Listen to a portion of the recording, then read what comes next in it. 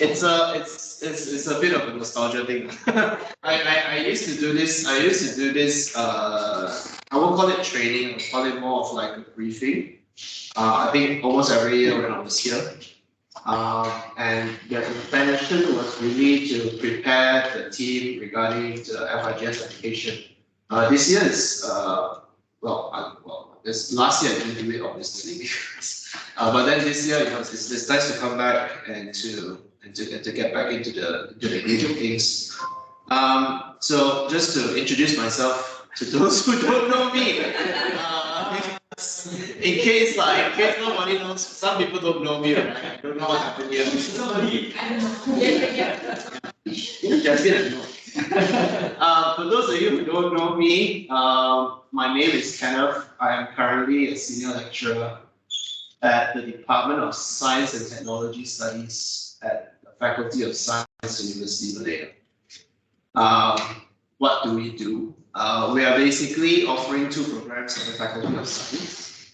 One is on sustainability science, where we discuss the policy, management, ethics, and all of those things related to sustainability.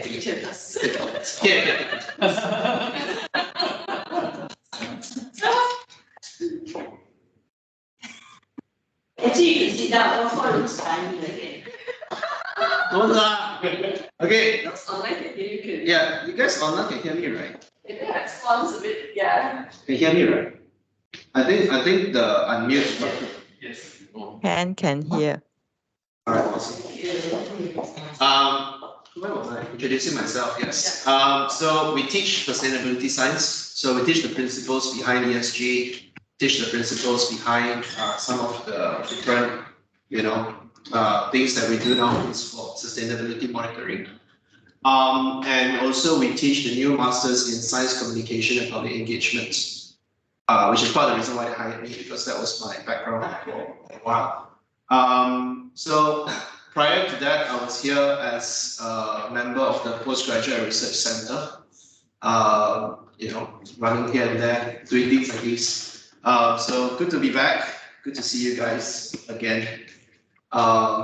So today my role is basically to discuss this particular program is scheduled for, the actual briefing is scheduled for about 2 hours. Because the recording is on, I need to give a proper introduction, right? The actual briefing is scheduled for about 2 hours. Okay, the remaining 2 hours we will take it offline. Meaning to say, obviously the thing is from 9 to 1. So the remaining 2 hours and subsequent hours after that, right? You guys are expected to apply whatever you've known in the migrants portal, and also to get back to me if, let's say, you run into any issues with regards to the migrants submission. Okay, so the remaining 2 hours we won't actually be here. Okay, you guys can go back to your places, go back and continue on with whatever you do. But then we will expect to see what's some outcome of it. So let me just start by going through the principles. Let me just start by going through the basics first about this new version of the FRGS Garis Panduan or guidelines. Today we'll be covering FRGS as well as PRGS.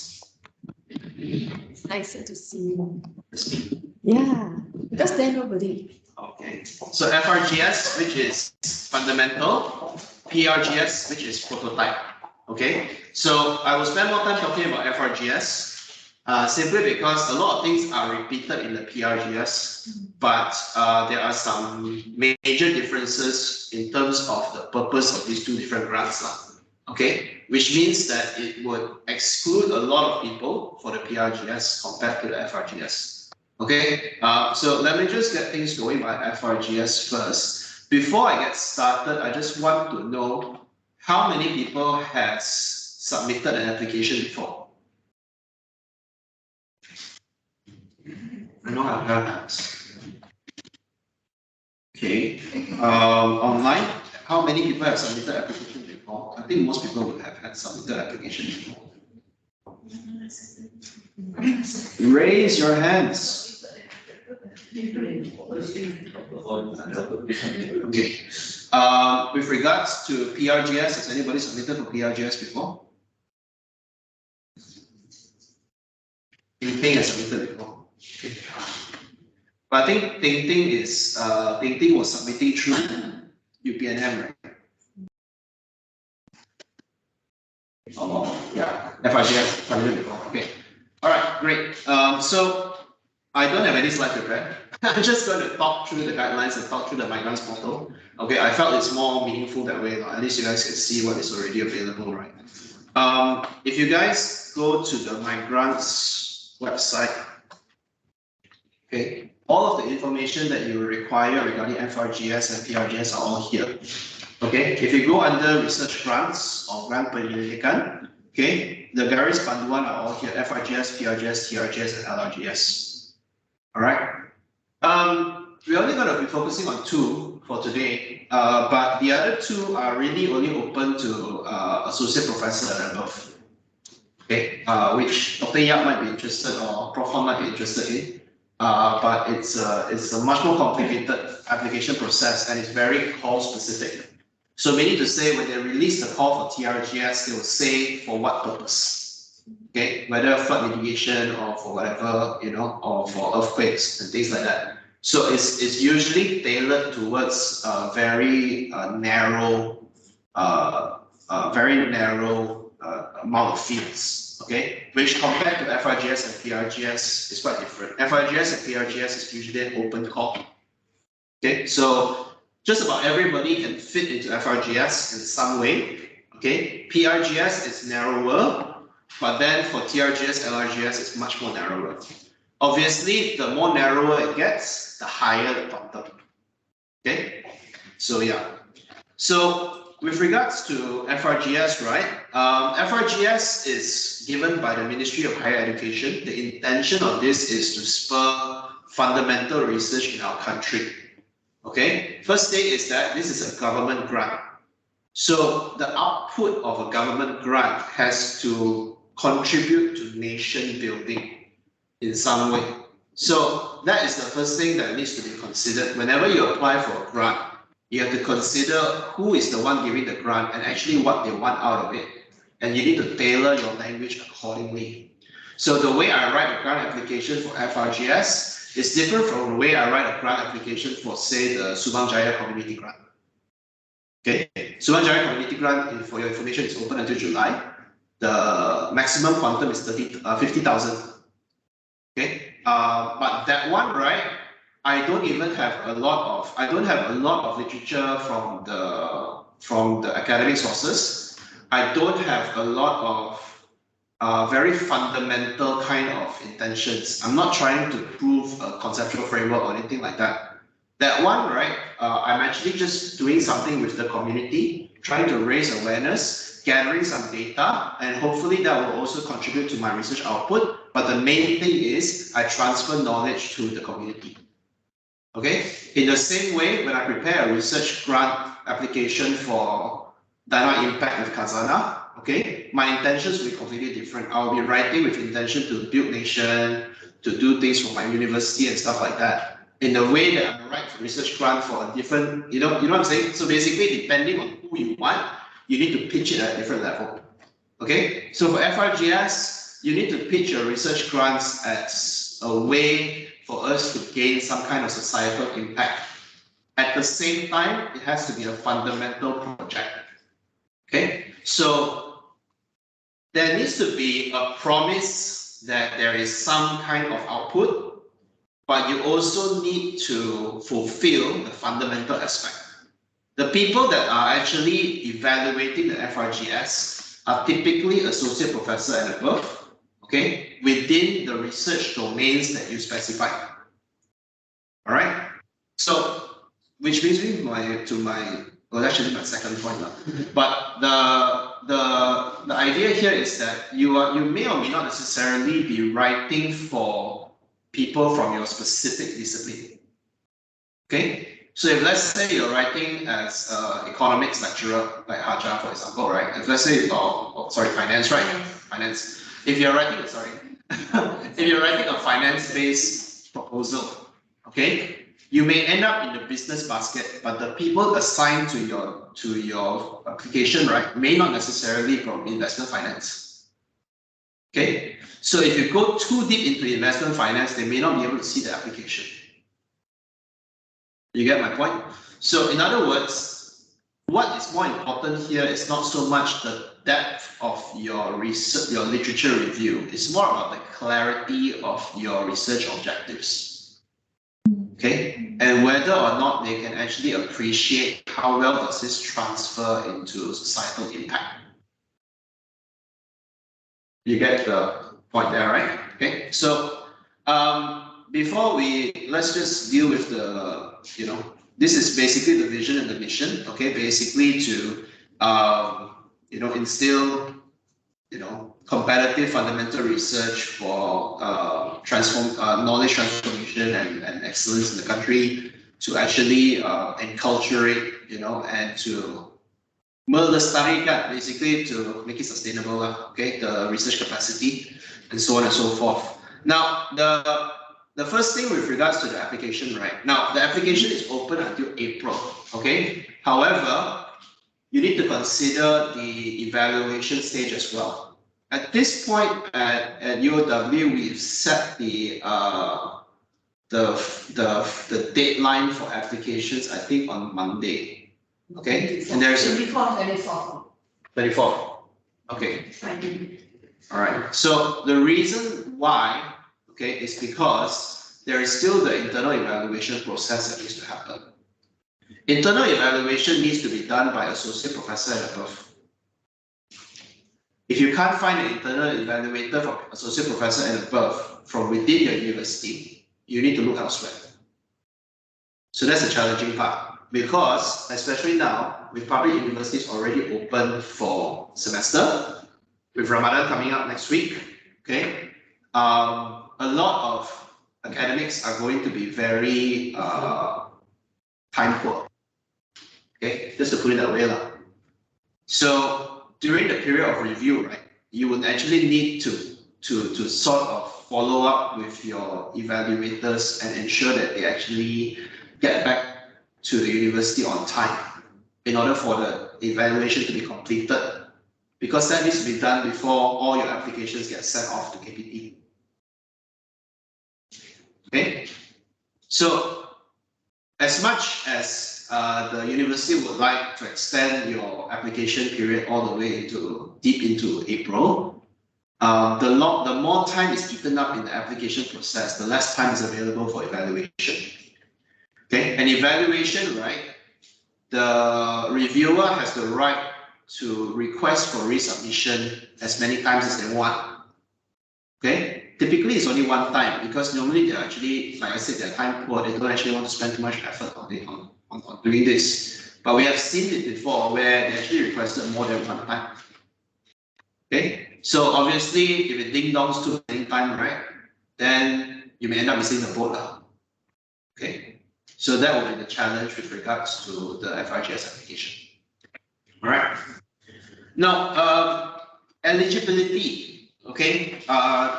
If you want to be a PI or a principal investigator in the FRGS project, the first thing is that you would need to be at least a Malaysian on a permanent contract. Okay. With in a particular university, and so on and so forth. All right. And you also need to have at least another another lecturer in the same area of expertise with you, okay, in the same institution as one of your co-researchers. Okay. That person actually plays the role of being the next appointed leader. Okay. Meaning to say, if for whatever reason the PI decides to is no longer with the university, or is off on sabbatical, or for whatever reason, could be a long leave or medical leave or anything like that, the next appointed leader will be the person who will be responsible for the grant. Okay, so like in my case, I was PI for my FRGS grant. I passed off my grant off to Hannah. okay, from School of Business, okay, because you cannot hold a grant in an organization where you're no longer affiliated with. Okay, so those are the things that you need to pay attention to, yeah. So for those who are not Malaysian, okay, you can still apply, but you need to have one co-researcher who is a Malaysian, who has that particular either permanent or contract, for that period of time. Okay, so all of these things are here. If let's say they are not, I don't think like fellows and postdocs are applicable to this particular situation. Okay, but there are other situations where you can actually apply as well. If let's say you already have an FRGS, can you still apply for another FRGS? You can if let's say your completion has reached at least 75%, and this has been already verified at KPT level that you have reached 75%. Okay, so it is possible for you to apply. Okay, but you just need to be wary of what are the requirements.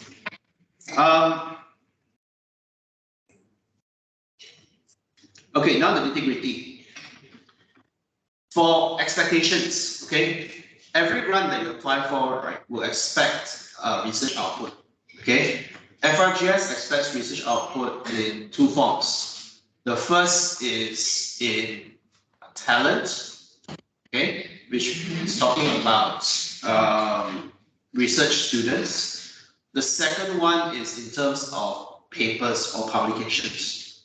Okay, the remainder are not so important. All right, the remainder are not so important. For a 3-year project, you'll be expected to produce 1 PhD student or 2 masters by research students. Okay, or some kind of combination of the two. Okay, so obviously if you have a PhD student plus a master student, you would exceed the requirement. Okay, and you need to have them employed as graduate research assistants. So meaning to say that you actually need to sort of pay them that salary or that kind of stipend, okay, as part of your grant.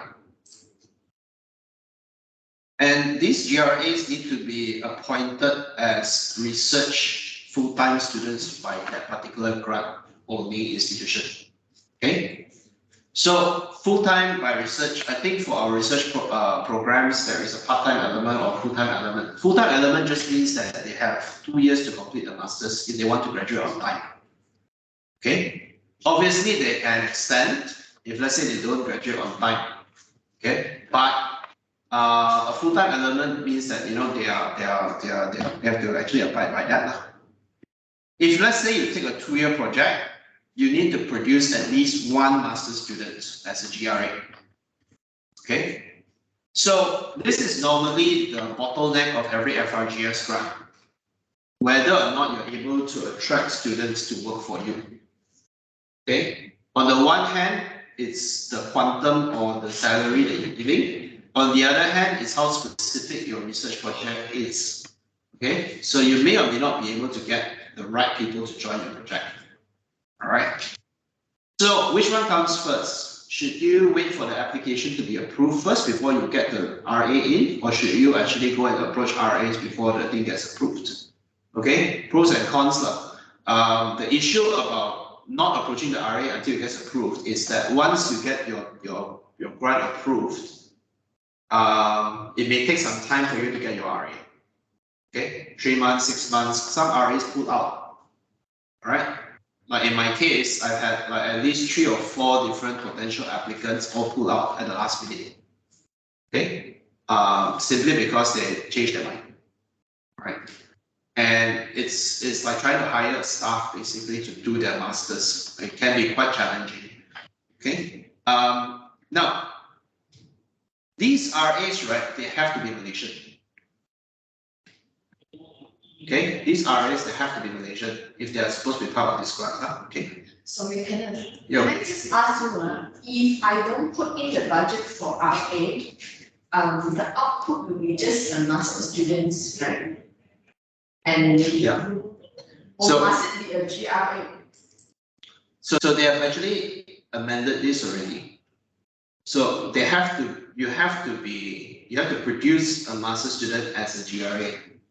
So how much you want to pay them is up to you. Okay, that part is really up to you. You can appoint them as a GRA, but you give them a very nominal salary. Okay, but they have to have that title as a GRA. So, but then if you look at the 3 years project, you have to produce two GRA master. Mm-hmm. And the gain is like, you must have a GRA, so your money must be enough for GRA. Correct.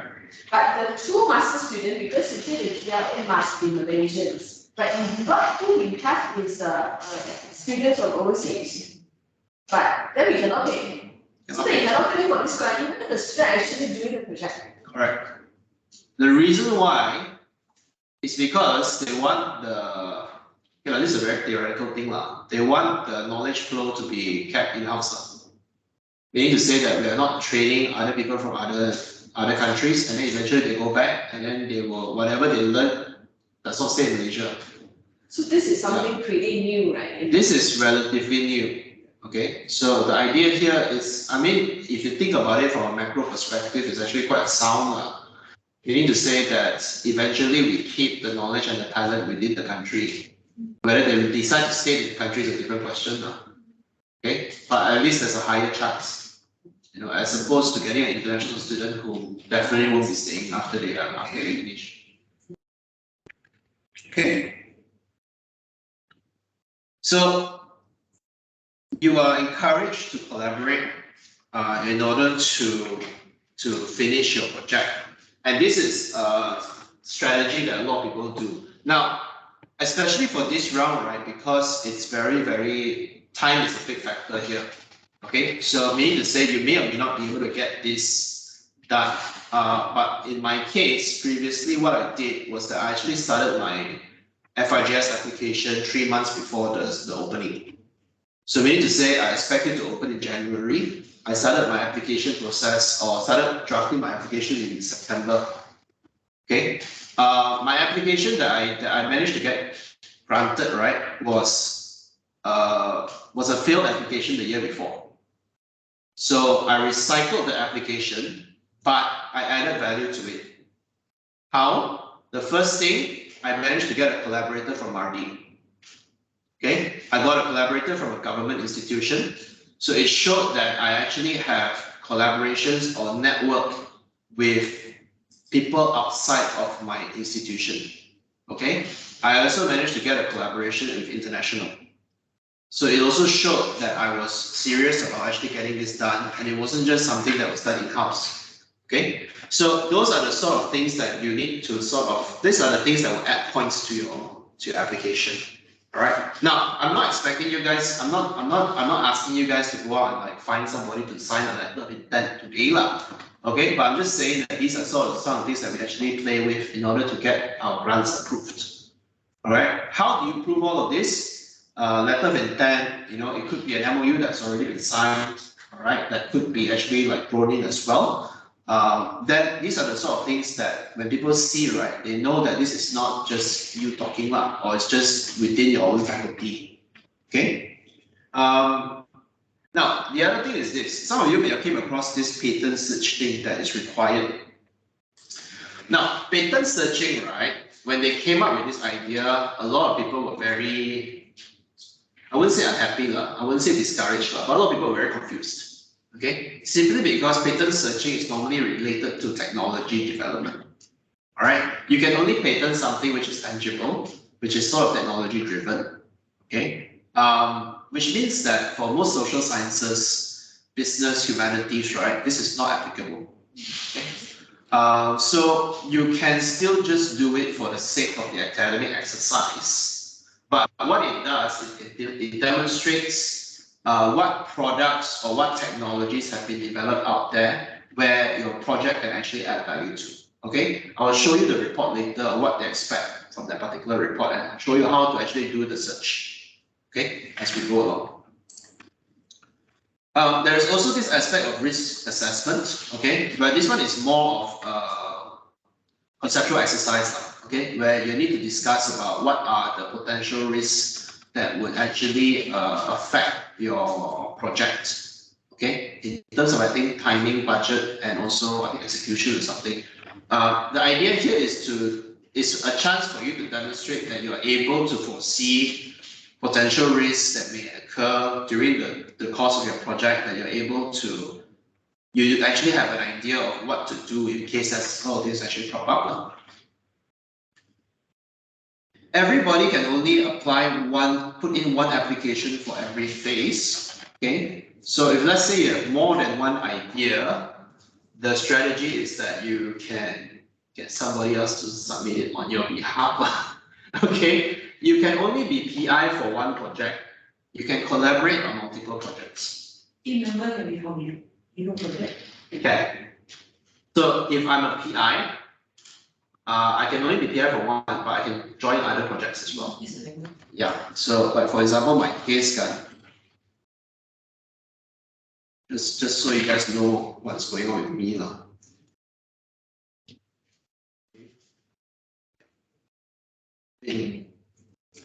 Sorry, too many passwords.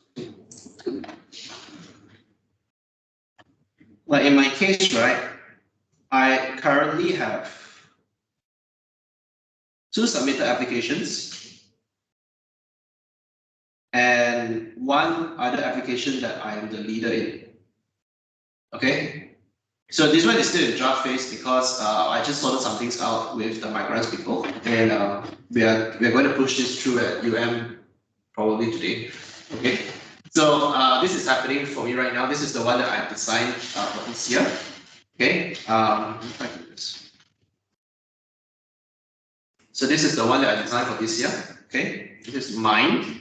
All right. This one is my colleague from my own department. Okay. So she asked if I can join. I said yes, and that's where I am. Okay. This one is my wife's. Okay. So my wife is basically came up with this idea in like 3 hours. All right. So the idea was that we wanted to do a project related to her area of expertise, which is the swine industry. Okay. So she's a veterinarian. Currently a lecturer in UPM, under the Faculty of Veterinary Medicine. So we wanted to do a project that's related to the impact of disease outbreaks on the social economic aspects for the farmers.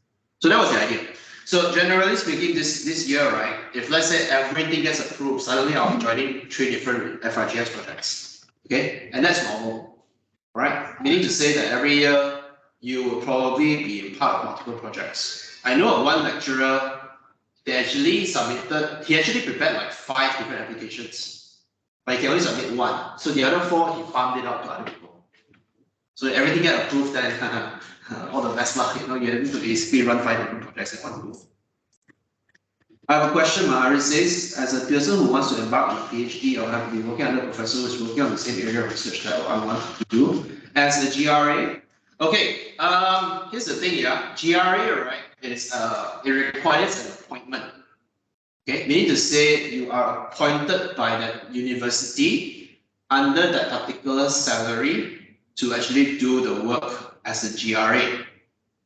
In theory, okay, because you're currently working full-time as lecturers here, you cannot be appointed as a GRA, in theory, okay?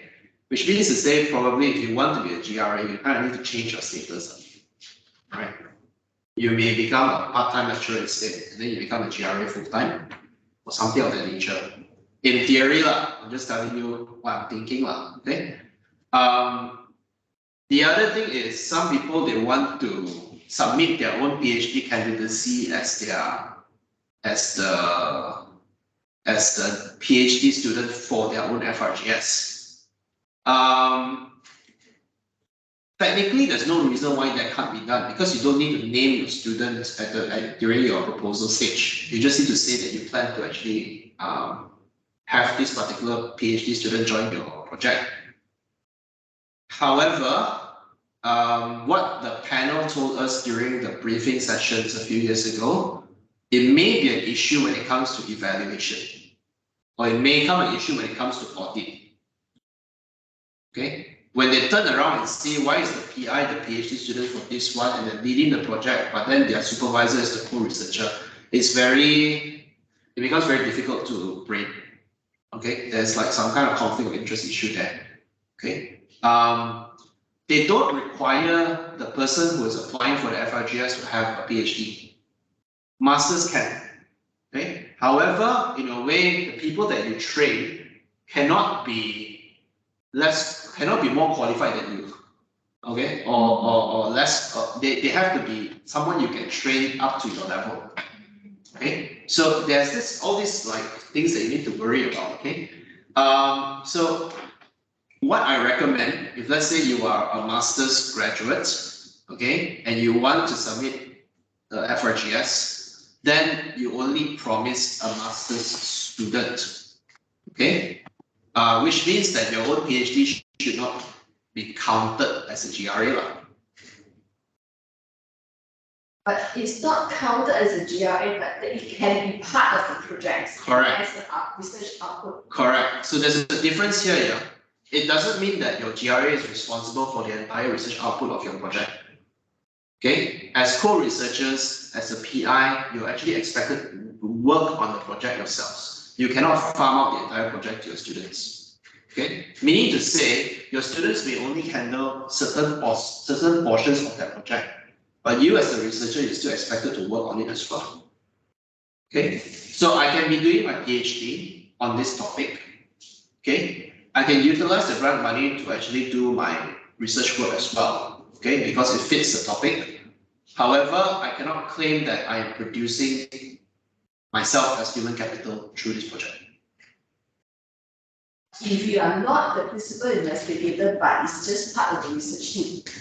So this is the thing. If you are part of if you are a GRA, you cannot be a co-researcher.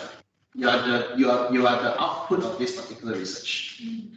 So in a way, for team who are putting in the grant, I think some of them are thinking that that might be their potential PhD project. Okay. So I think for the team member to note all these constraints, because all these are government grants, they definitely have their constraint inside. So you might want to play around how you put yourself into the grant. Yeah. So the grant that is supposed to be your PhD project, then you shouldn't be the researcher then. Correct. But you can be the researcher into another grant that is your colleague's PhD project. Yeah. Okay. Something of that nature. Yeah. So you can basically design the swap grant applications lah. Basically, you design a grant application. Your colleague is actually the one running it. You end up becoming the student under it. Okay. Exactly how how all of this will work. Right. This one is all very theoretical. Okay. The entire FRGS structure was designed with the idea that we want more graduates coming out, like basically you're supposed to take students and turn them into research graduates. Okay, it's not meant to train academic staff to get their PhD. Okay, and I think in some ways they're trying to discourage that. Okay, but I'm just telling you what I'm reading from the guidelines. Okay. Yeah. Obviously, this is all recorded, so. Technically, I'm a civil servant some more, so it's like, okay. So, okay, the head of the project must have at least 1 year remaining in a particular institution if let's say they're on a contract basis. Okay, must at least have 1 year remaining. Okay, then if let's say you will need ethical approval, that has to be submitted with the first progress report, right? If necessary. Okay, domains. Now this one, right? This one is dependent on what area that you actually do your research on. Okay, if let's say you for example, you're in a business school, right? Generally speaking, you always end up in either social sciences or one of the other ones. Under this, right, they are actually subdomains. Okay, so what I'm trying to say is that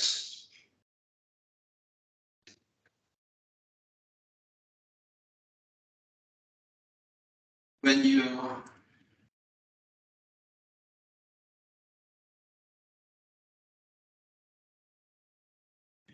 sign up a particular when you start when you start an application, right?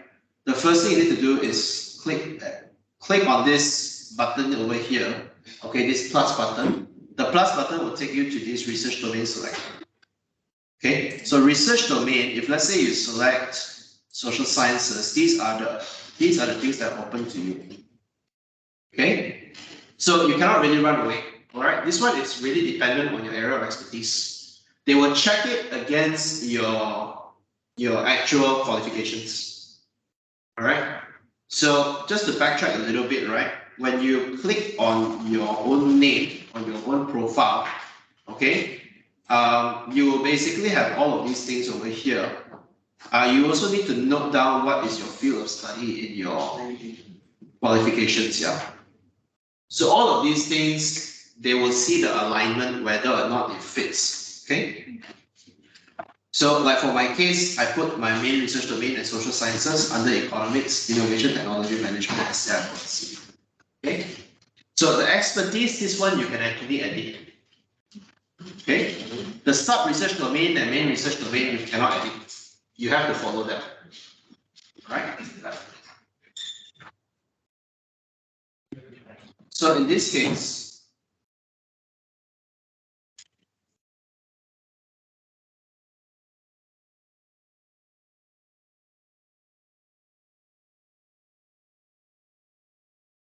if let's say, for example, mostly people here are from business school or business related. If I go for social sciences and I pick management, okay, then I click submit, then this will be appearing over here. All right. Then you come down to your research cluster. So research cluster, right, is another sort of category that you need to fit into. All right. So when you are conceptualizing your research project, you need to think of how you can actually build a research project that fits into the categories that you want.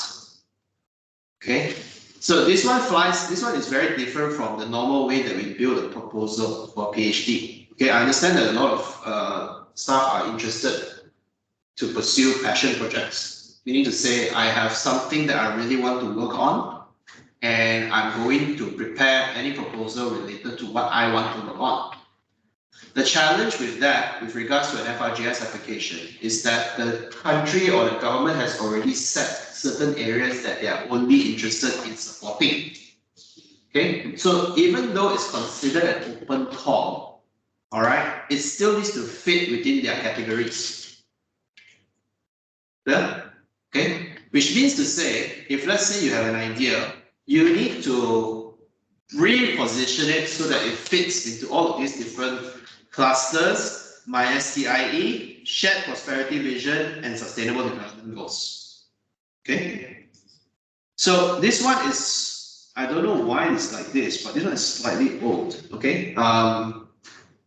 Because if I'm not mistaken, for the current 2023 round, right, the requirements are slightly different.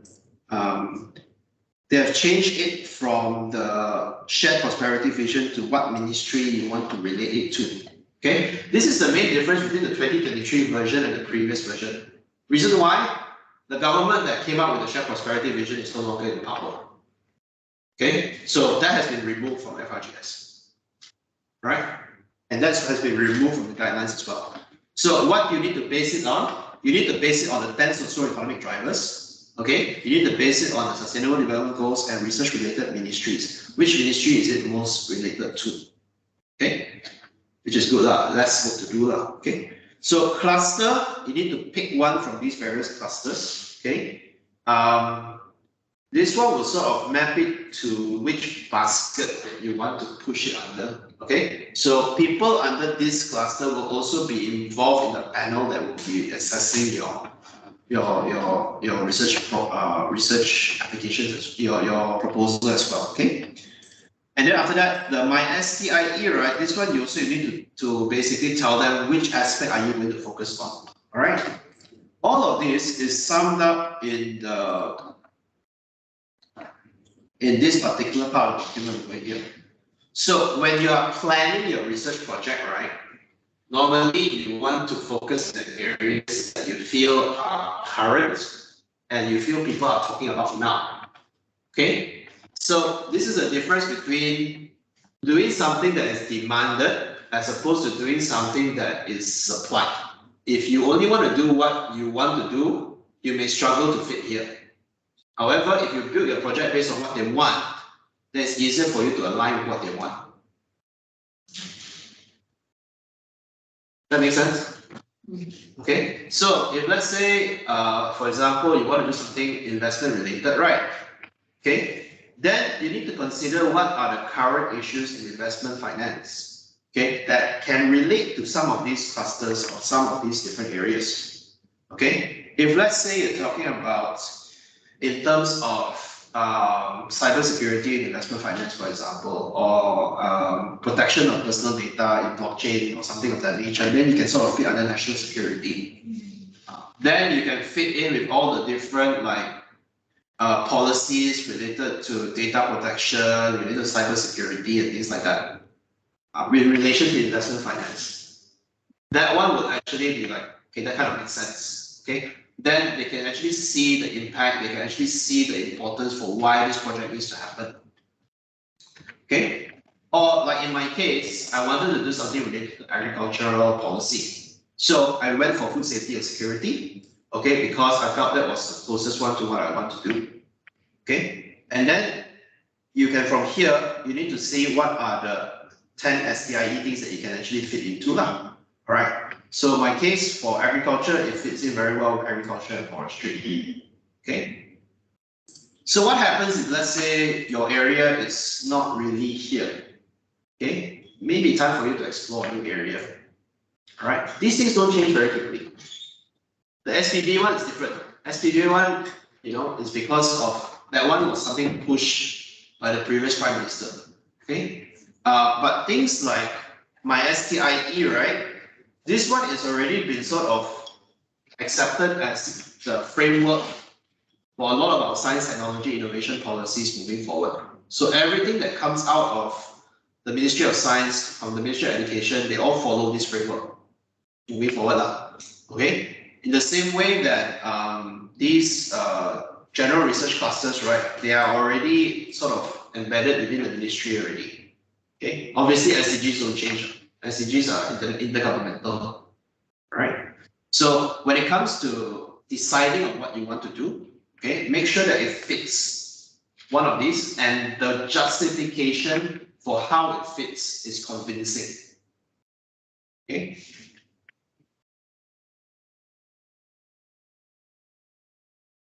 Any questions about this so far?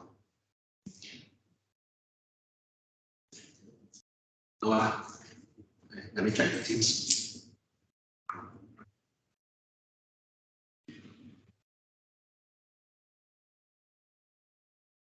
Okay, so this is new. You have to actually fit within a particular ministry as well. So obviously some ministries sort of cut across. Okay, you need to decide which one is the ministry that most likely has the most application for whatever research that you want to do.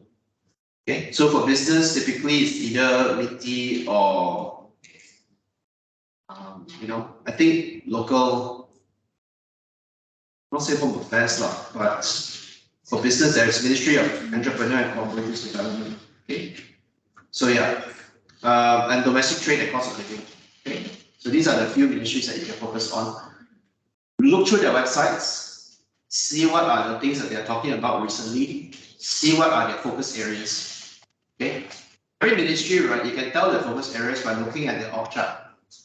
About how they actually decide on their departments, what are their strategic plans and things like that. So this is normally what we do when we want to decide on what project we want to do. Okay, we need to fit with a particular ministry, a particular direction, a particular thing like that. Because that will be part of your background information that you're writing for your research project. Okay, why is this important? Because it fits the national direction with regards to smart agriculture policy, which was released in such and such a time based on this and this and this. Okay, Those are the things that you need to play around with, because those are the things that you will map your proposal against. Yeah. If it's not something that is covered in the country today, try to seek for an intergovernmental level kind of policy direction. All right. Like currently, I'm preparing a proposal on the blue economy, okay, which is regarding coastal communities, right? And the reason why I'm preparing that is because United Nations actually set up 2021 to 2030 as the decade of the ocean, okay? And that is something still that people are still sort of moving around about. And because it's something which is relatively new and not being well done in the region, that I can be the first one in. Okay, so when you apply for something which is people are still not really sure about, people are still talking about, it makes sense for you to actually do some fundamental work. Then it's like going into a blue ocean strategy lah. If you want to go into a red ocean, then you have to fight everybody else. Okay, so consider what are current trends, future directions in order for you to plan your research properly. Okay, the ceiling for the research project, right, should be about 250,000. For social sciences, humanities type of research, we strongly encourage you to not exceed the 100,000 mark. Okay, because you're not buying major equipment, you're not buying major assets, you don't have to spend a lot on consumables and materials. Okay. Anything more than 100,000 will trigger a lot of red flags. It will be under very serious scrutiny. All right. So unless you have very good justification to go past the 100,000 mark, otherwise it will either be thrown out or it will be slashed. Because when they're doing the evaluation, right, they are looking at cost versus benefit. If let's say you want 250,000, you're only going to produce 2 research papers at the end of the day, okay? Versus another project that's only going to cost 80,000, which will produce 2 research papers at the end of the day. Guess which one I'm buying? Okay? It's the same sort of mathematics. And if you promise more research output, they will look at your background and they'll look at the structure of your project and they will make up their minds. Does this kind of project, will it really generate 5 research papers or is this person over-promising? Okay, so don't be too ambitious with the promise for your research output because they can tell the difference between whether you are over-promising or not over-promising. Okay, always go for minimum, that's normally the safe one. Okay. So like I said earlier, you need to produce students for your research projects. Okay, this is under talent. So when you produce when you want to produce a student, you need to make sure that the letter of offer, right, says GRA, and that has to be uploaded into the migrant system. Okay, and that has to be verified by RMC. Okay, so all of these things need to happen in order for you to claim the student. This one is also relatively new. The main researcher for the main supervisor for the GRA has to be either the principal investigator or the co-researcher from the particular institution of the grant recipient. Okay. However, I believe that you can make justification if, let's say, your particular institution may not necessarily offer that program in that particular area. Because previously, I remember that MARDI, right, they actually applied for FRGS before. But because MARDI does not offer programs, it's a research institute. Okay, meaning to say they managed to get an FRGS project, but they can't actually offer academic program. So they have to pay another institution in order for them to get the student up, in order to meet the requirements of the grant. Okay, so like for example, if let's say we don't have a master's, if let's say UOW does not have a master's degree in a particular area that fits the FRGS, you may be able to get your student to go under the co-researcher in a different university. Okay, but you need to justify. Okay.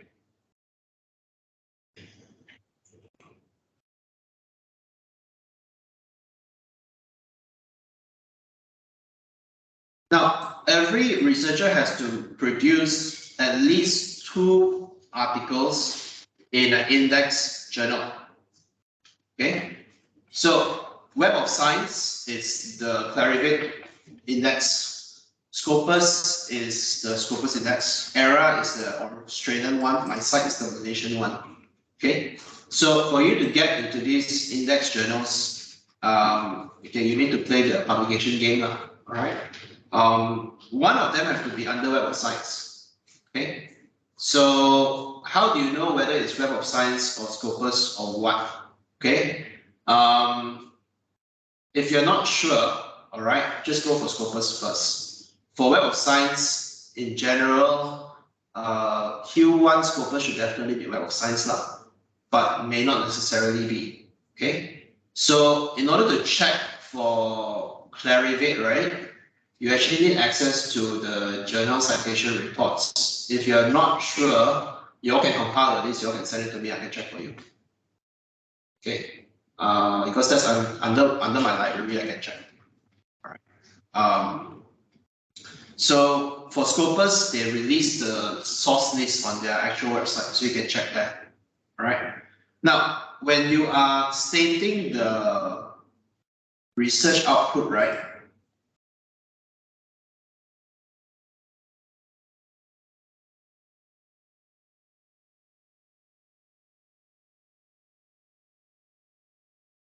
You need to state which journal are you targeting.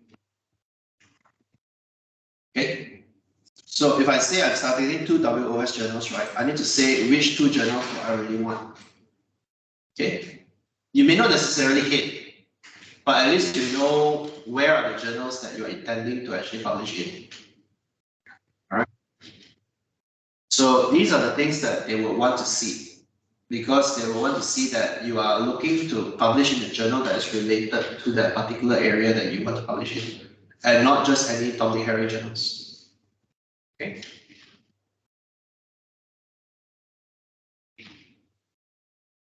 Now, for IP, right, or for intellectual property, typically you're not expected to produce IP. Okay, intellectual property includes things like patents, copyrights, trademarks, geographical indications, okay, and things like that. However, all IP, right, that is produced by FRGS generally will belong to both the Malaysian government and the institution. Okay. But then the management of the IP will depend on the institution. So UOW will have to bear the cost of both application as well as maintenance of the IP. Okay. It can be quite a tidy sum. All right. So like in the case of we're trying to slow down on patent applications. Previously, they were very active. Then they realized that they spent too much money on taking care of this IP, right? That they're starting to let go a lot. Okay, because they're not very profitable. So for especially a social science kind of project, right? Normally the IP we won't promise. Okay. However, you can promise other kind of impact, which includes things like policy papers or things like some kind of community engagement. Okay. So generally speaking, you want to avoid saying things like you have commercialization value. Commercialization value means that you're selling a particular service or a product. You can actually evidence it based on revenue, okay, or some kind of receipts. Yeah. So when you claim something, you need to actually have the evidence to actually back it up. IP, you need to have the certificate or the patent granted, patent file certificate, okay, things like that.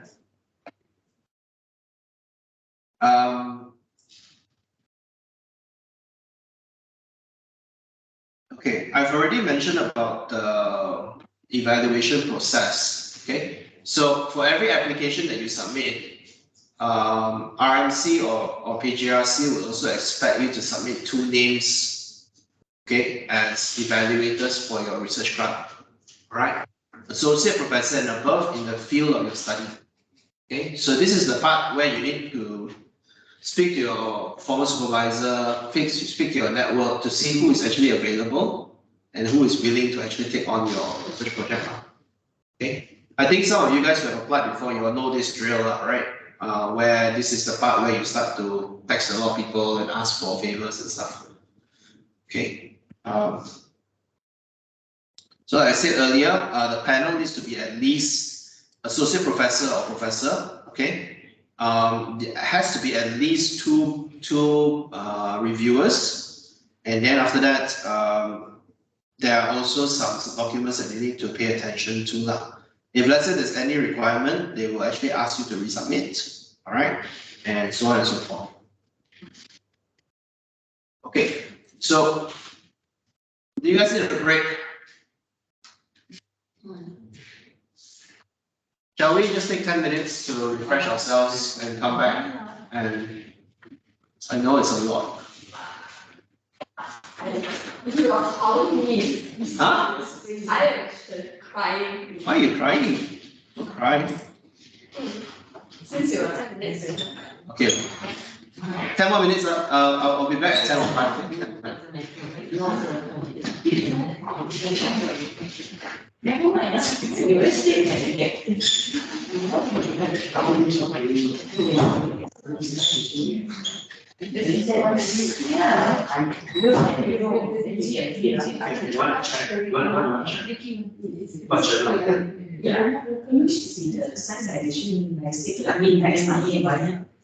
I know you last time.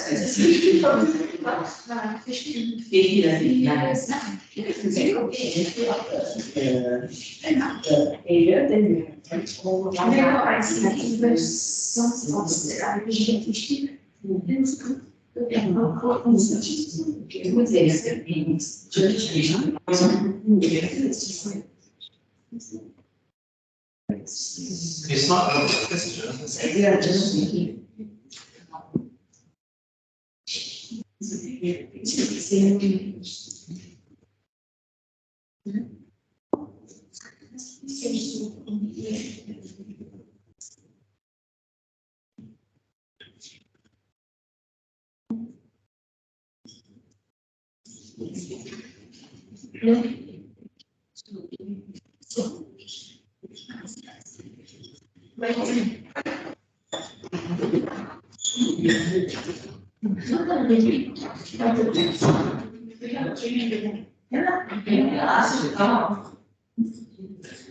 But her feeling is online.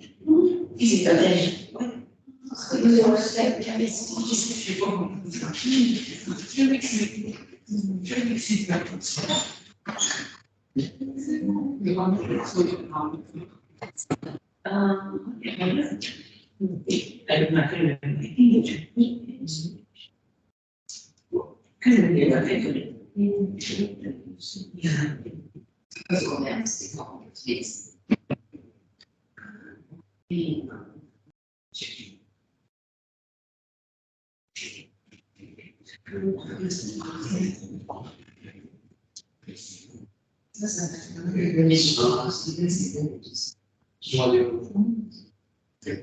I remember last time, for example, I go to like biochemistry, then they release down, then they run the journals. Then I can save that record. So if I can do that, I can do that for, and I can send it to them. You can. Yeah.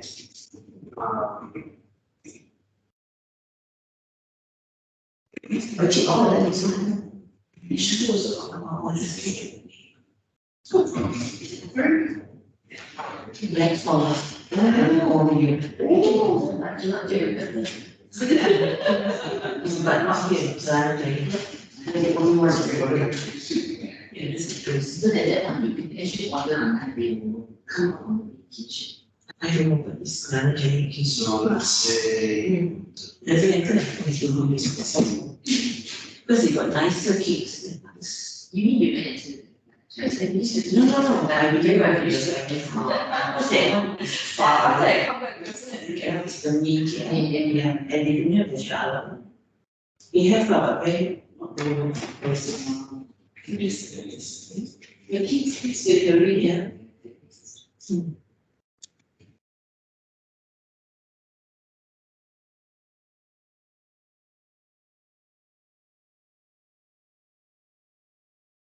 I don't know how you put all.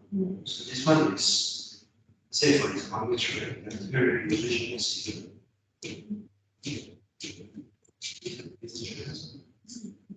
So you can see all the. Still just so So basically, it's an index on right once you put the K and it makes this index in your website submission. Scopus law, you can do it. For the GRA, right, we don't have many, in fact, none, MBA students who are local. PhD langsung, we don't have any locals. So the MBA ones, the future ones, maybe so we don't have, can we not put anything there because the. yeah, you're not supposed to put any names there. It's just that saying that once it's approved, you're supposed to go out and get somebody to put it together. Yeah, okay, hopefully that in the next, we can fix it. Some locals lah, because ours majority is. So obviously, if you have an ongoing research student who is currently doing research project, and you throw their proposal in as an application in a way, and if that gets approved, then obviously you're fast track towards. Because currently we've got quite a number of research going on in our department. So maybe we got only about 2 or 3 local students, so they might be that. That could be one way. So we might think of the future ones. One of the things that I'm looking at it like for now, for example, Adrian is one of the students, one of the researchers in this way. Hopefully that is not something that he really wanted to do. Then he can be potentially a GRA. I see, yeah, we can ask him. Yeah. You can swap it around, he can still be part of the others, but don't put into the one that he's true to. That he might be of interest to you. Correct. Potential. Yeah. Thank you.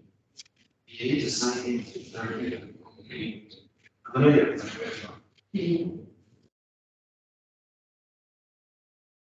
To export. So generally, you say you export.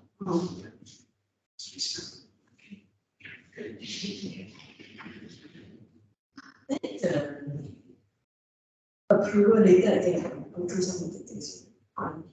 The approval person, right? It must be AP, but last time they had additional one, you can pay.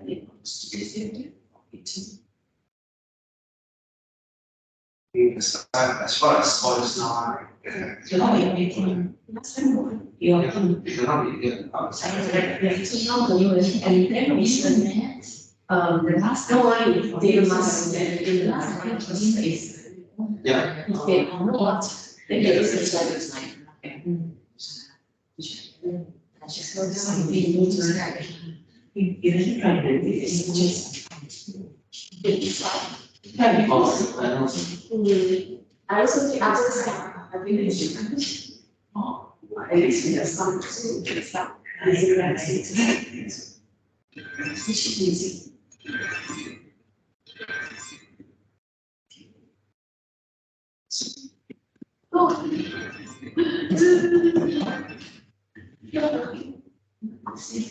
just.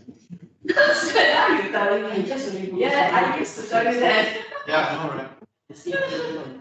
I forward it to John. You didn't mute your mic there. Sorry? You didn't mute your mic there. Yeah, I did. But I don't know whether they can hear me. It's okay. Yeah, there's some questions there. Yeah, I'm looking at it now.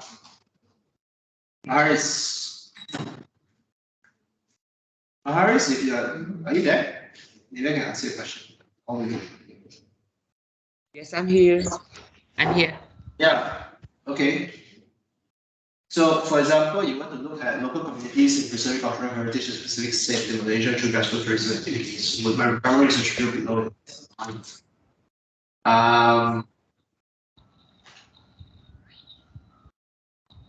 Yeah. Yeah, that will work. Yeah, that will work.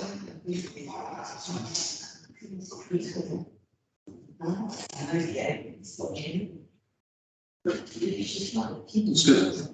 The other thing is, I'll mention this later when we comes back. Yeah, so I think I'll let the other two people come back in first in the room before I proceed. Otherwise, I've like lost half of my audience already.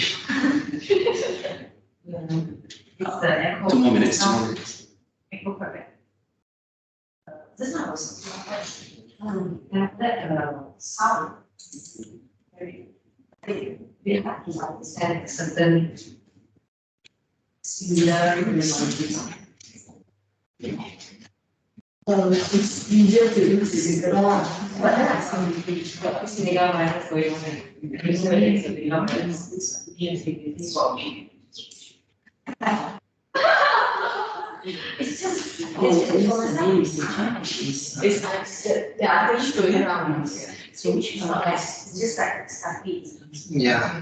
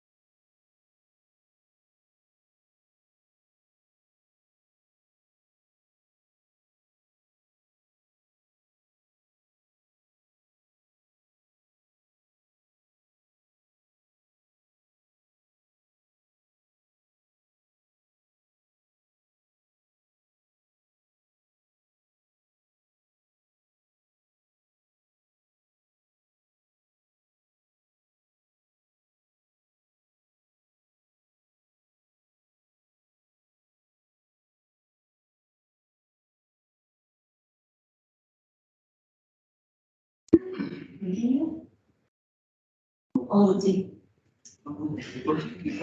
Yes, Okay, interest of time. Yeah. I think I just continue. Yeah. Let them catch up. Okay, what I wanted to mention, I think I forgot to mention earlier. How do you differentiate between a fundamental and a non-fundamental research project? Okay, this is one of the things that they pay attention to, is whether your research project is actually a fundamental project or not.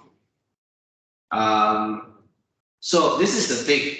How do they actually do it? Is by being very picky about the words you actually utilize in your research project. So words like development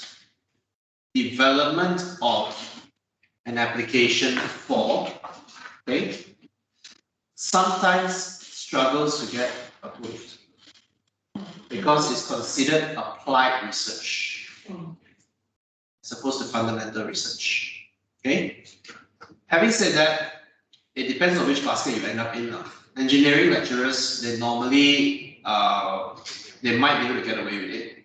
Okay. Social sciences generally won't, because the people sitting in that room can be very picky about what is fundamental and what isn't fundamental. Okay.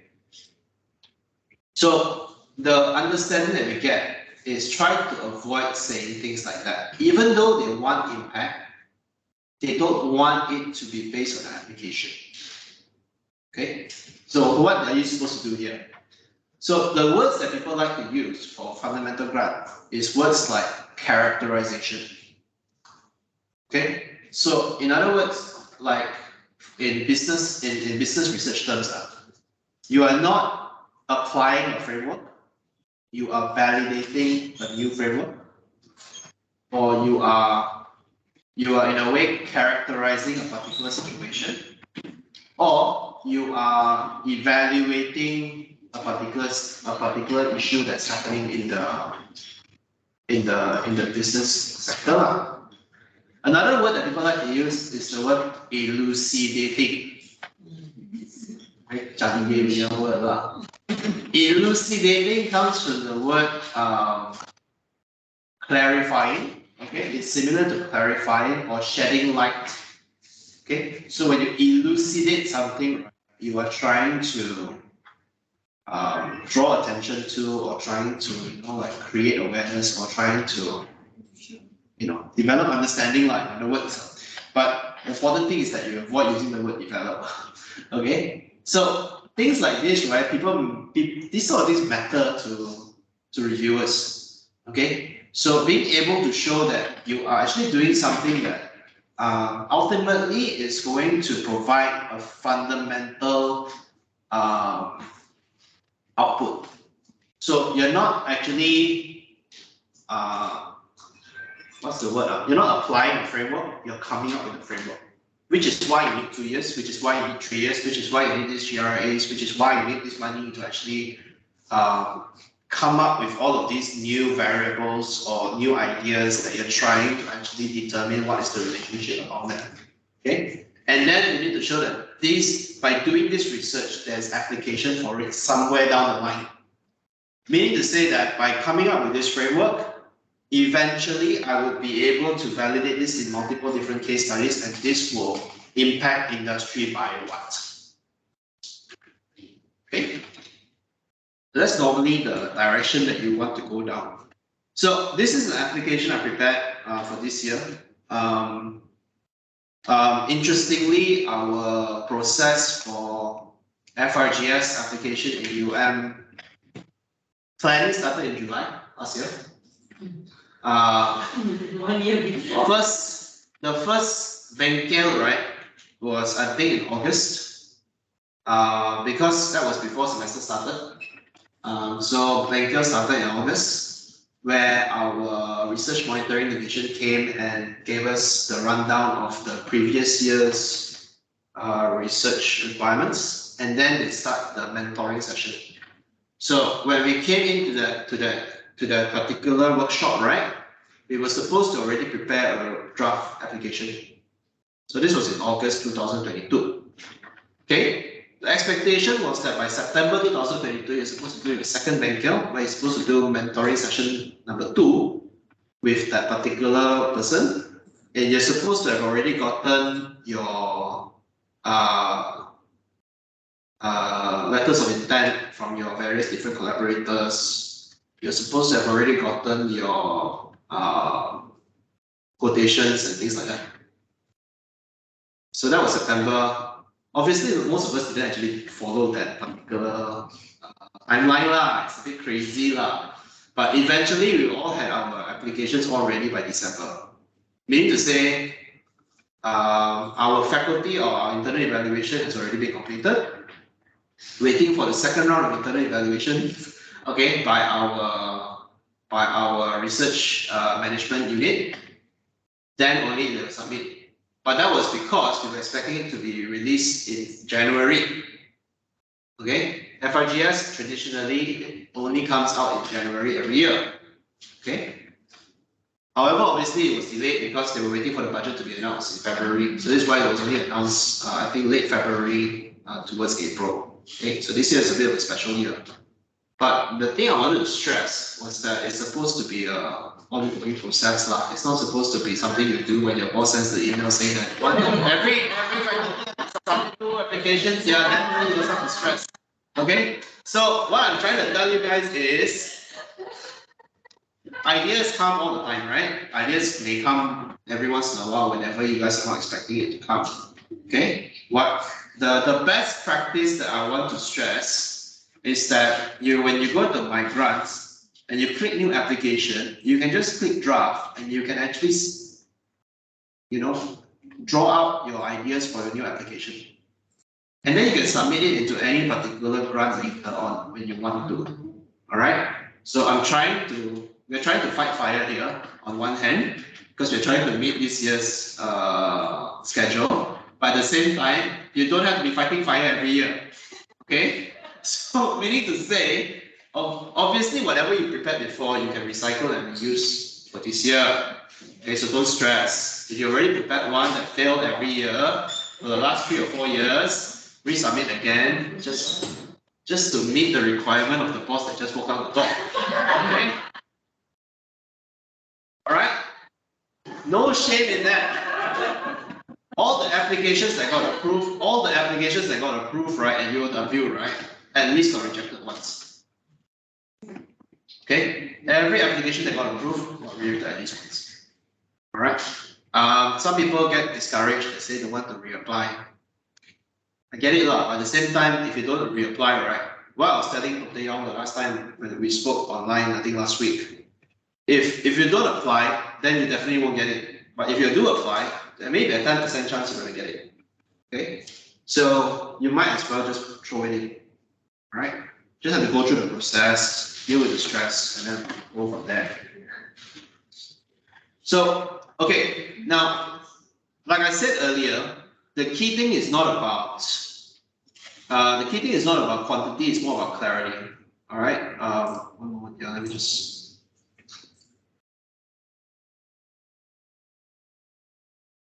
See if this might be easier to read. So the other researchers that you want to add in, right? You can only add in a maximum of 4 other researchers. One team can be a maximum of 5 people. Okay, I make the mistake of having 5 people in my team. Why is that a mistake? Because when you want to add someone in, you need to remove someone and add someone in later. And that can be a bit challenging because you need approval from other people. Okay? Why I need to add someone in? Because my next appointed leader also left UNW. So yeah, that's what happened now. So yeah, that can be an issue. So everybody that you add in, right, you need to mention what role are they supposed to play. Okay? You don't have to mention it, you don't have to put a lot of information there. All right, it has to be, but it has to tie in with the area of expertise. All right. Then after that, this one will be self-generated. What are the research projects that have been completed or are ongoing? Okay. So over here, I currently have the one that I did earlier. Okay, this is the one that I got approved myself. Okay, and this is the one that is under Julian that I'm a member of. Over here with School of Computing. After that, these are all from your profile, okay? The publications that you have actually, the publications that you have published. And then after that, these are the things that you need to add in. Executive summary, right? There's actually a very strict character limit for it, okay? So you cannot actually write a lot. But things like problem statement, literature review, and things like that, right? Try to avoid writing too much. Show more than you write. Okay, so build like little infographics, graphical abstracts and things like that, right? In order to be a bit more interesting, lah. Okay, and stand out a little bit more. All right. The references that you use, right, ideally should be maximum 5 years old. Okay, majority of which.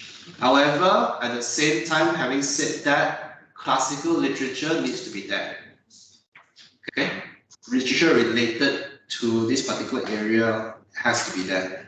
Okay, so you have to show appreciation of the classics as well as showing that you are dealing with up-to-date information. This one, right, relevance to government policy can be important. Okay. Especially if you're dealing with economics or administration level kind of questions, which I typically am doing. If let's say yours is more firm level, maybe not so much. Okay, but if you can find something to write about in this area, would be good. Right?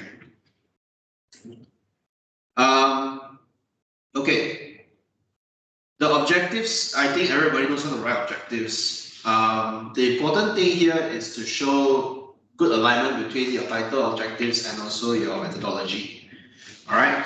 Ideally, each objective will have their own methodology, and you actually show that you are building, the number of master students that you want to build based on this. So there has to be clarity in which when I actually give this project to you, you basically have 2 proposals ready for 2 master students to start. Meaning to say that once this gets approved, right, I can pass this to my master students and say this is what you need to do for your job. All right, and they can submit that for their application for the proposal defense and things like that. You get my point? Okay, so you are writing the proposal for them. So there's no reason why they should fail the proposal defense now because they already passed the FRGS. Yeah, just saying. Okay, so aside from that, you need to put down your activities. Okay, so in the application process, right, When you put down your activities, you need to state the duration of the research, okay, from what date to what date, okay? And then after that, you actually need to note down what activities you're doing, when's the start date, what's the end date, okay? Each activity relates to a particular element of your methodology, right? Also, you need to put down your milestones. What will denote percentage of completion? Okay. Once you complete all of this, it should actually translate into this Gantt chart, which is actually which will be generated by the system. Right? So there has to be clarity here that you show that you know how you're going to manage your project. All right? By what percent this should be done, by what percent this should be done, by what percent this should be done. Okay? The most important thing is you need to show where is the 70% up. You need to say or the 75% or 80%. You need to say that you are close to completion already.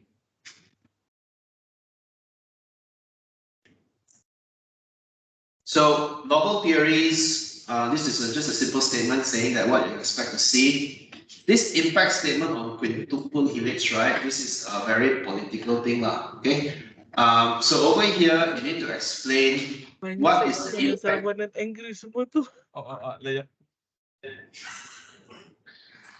Here you need to explain how your research deliverables will impact society, academia, government, industry, and environment.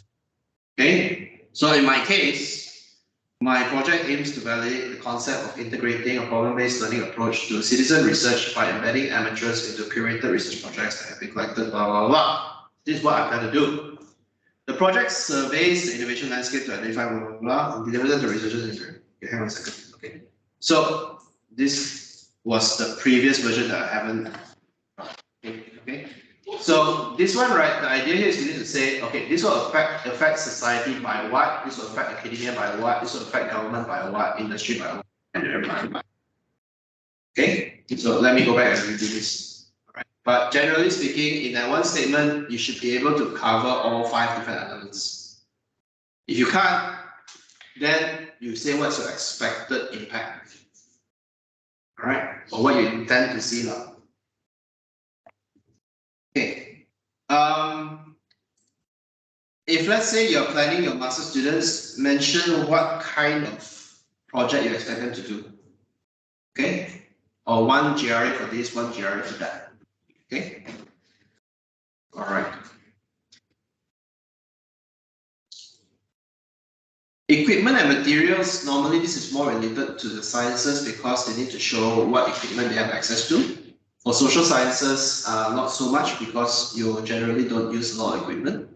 Okay, this one normally has to do with regarding assets that you have access to. Okay, whether in your co-researchers labs or in your current institution. Okay, this one is probably the most complicated part, budget.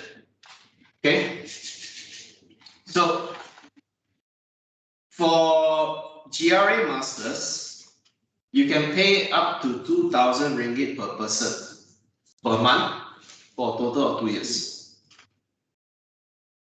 Doesn't mean that you have to pay them the maximum. You don't have to pay them the maximum.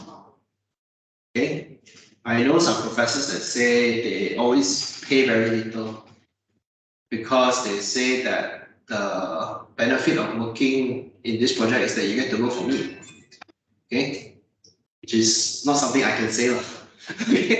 Only they can say that, alright? So whatever. So if let's say they're taking a master's project, okay, or they are a bachelor's degree graduates, they qualify for up to 2,000 ringgit per month. Okay, if you are a PhD student and you have a master's degree, you qualify for 2,500 ringgit per month.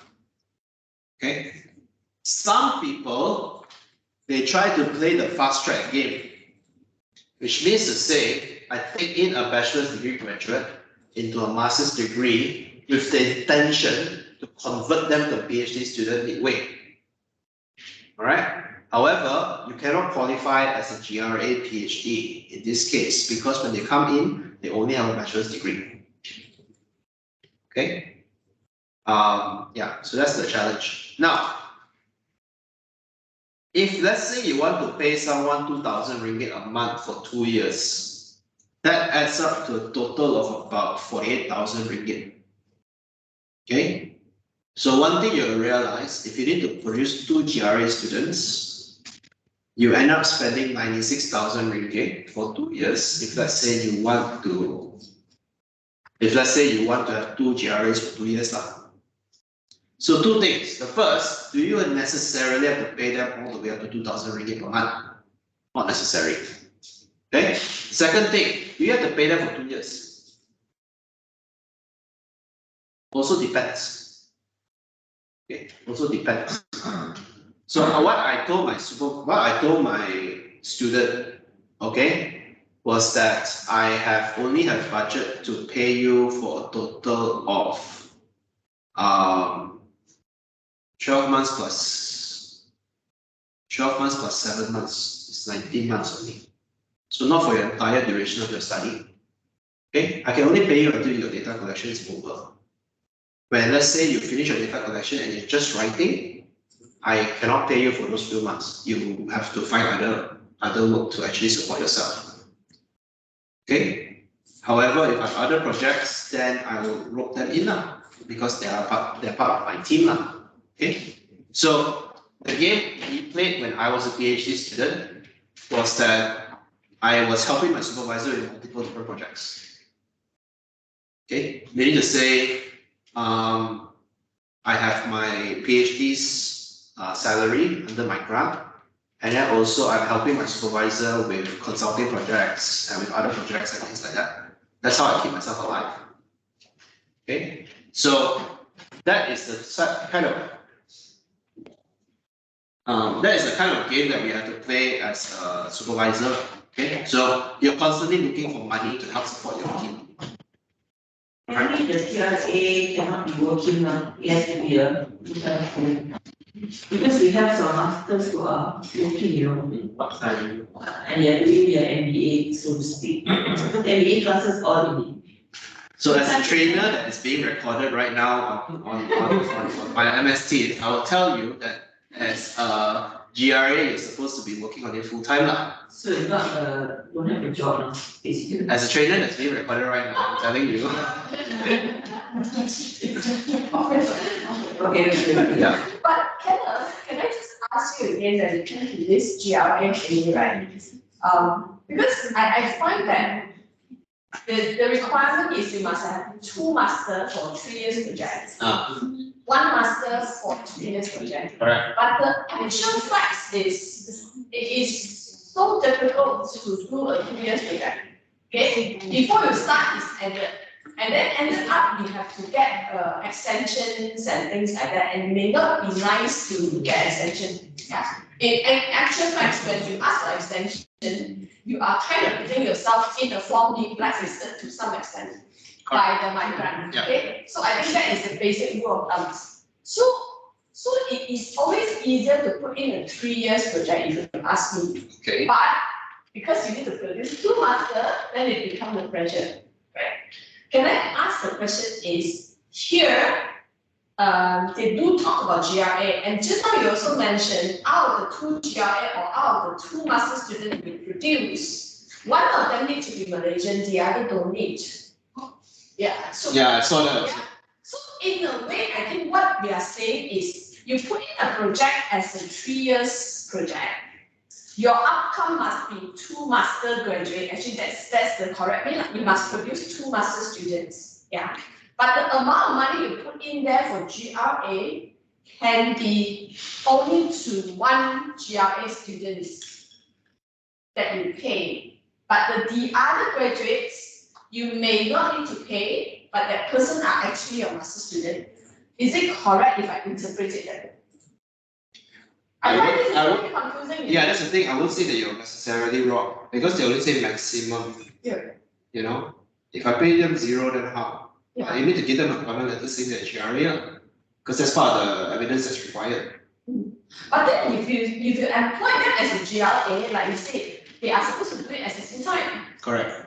But when you look at your project, right, the project outcome is to have your master grads, master graduates, you have your PhD graduates, but not necessarily means that they must be doing it full time for you. So that is the thing you see. If I'm not paying them full time, but they're still doing their master project.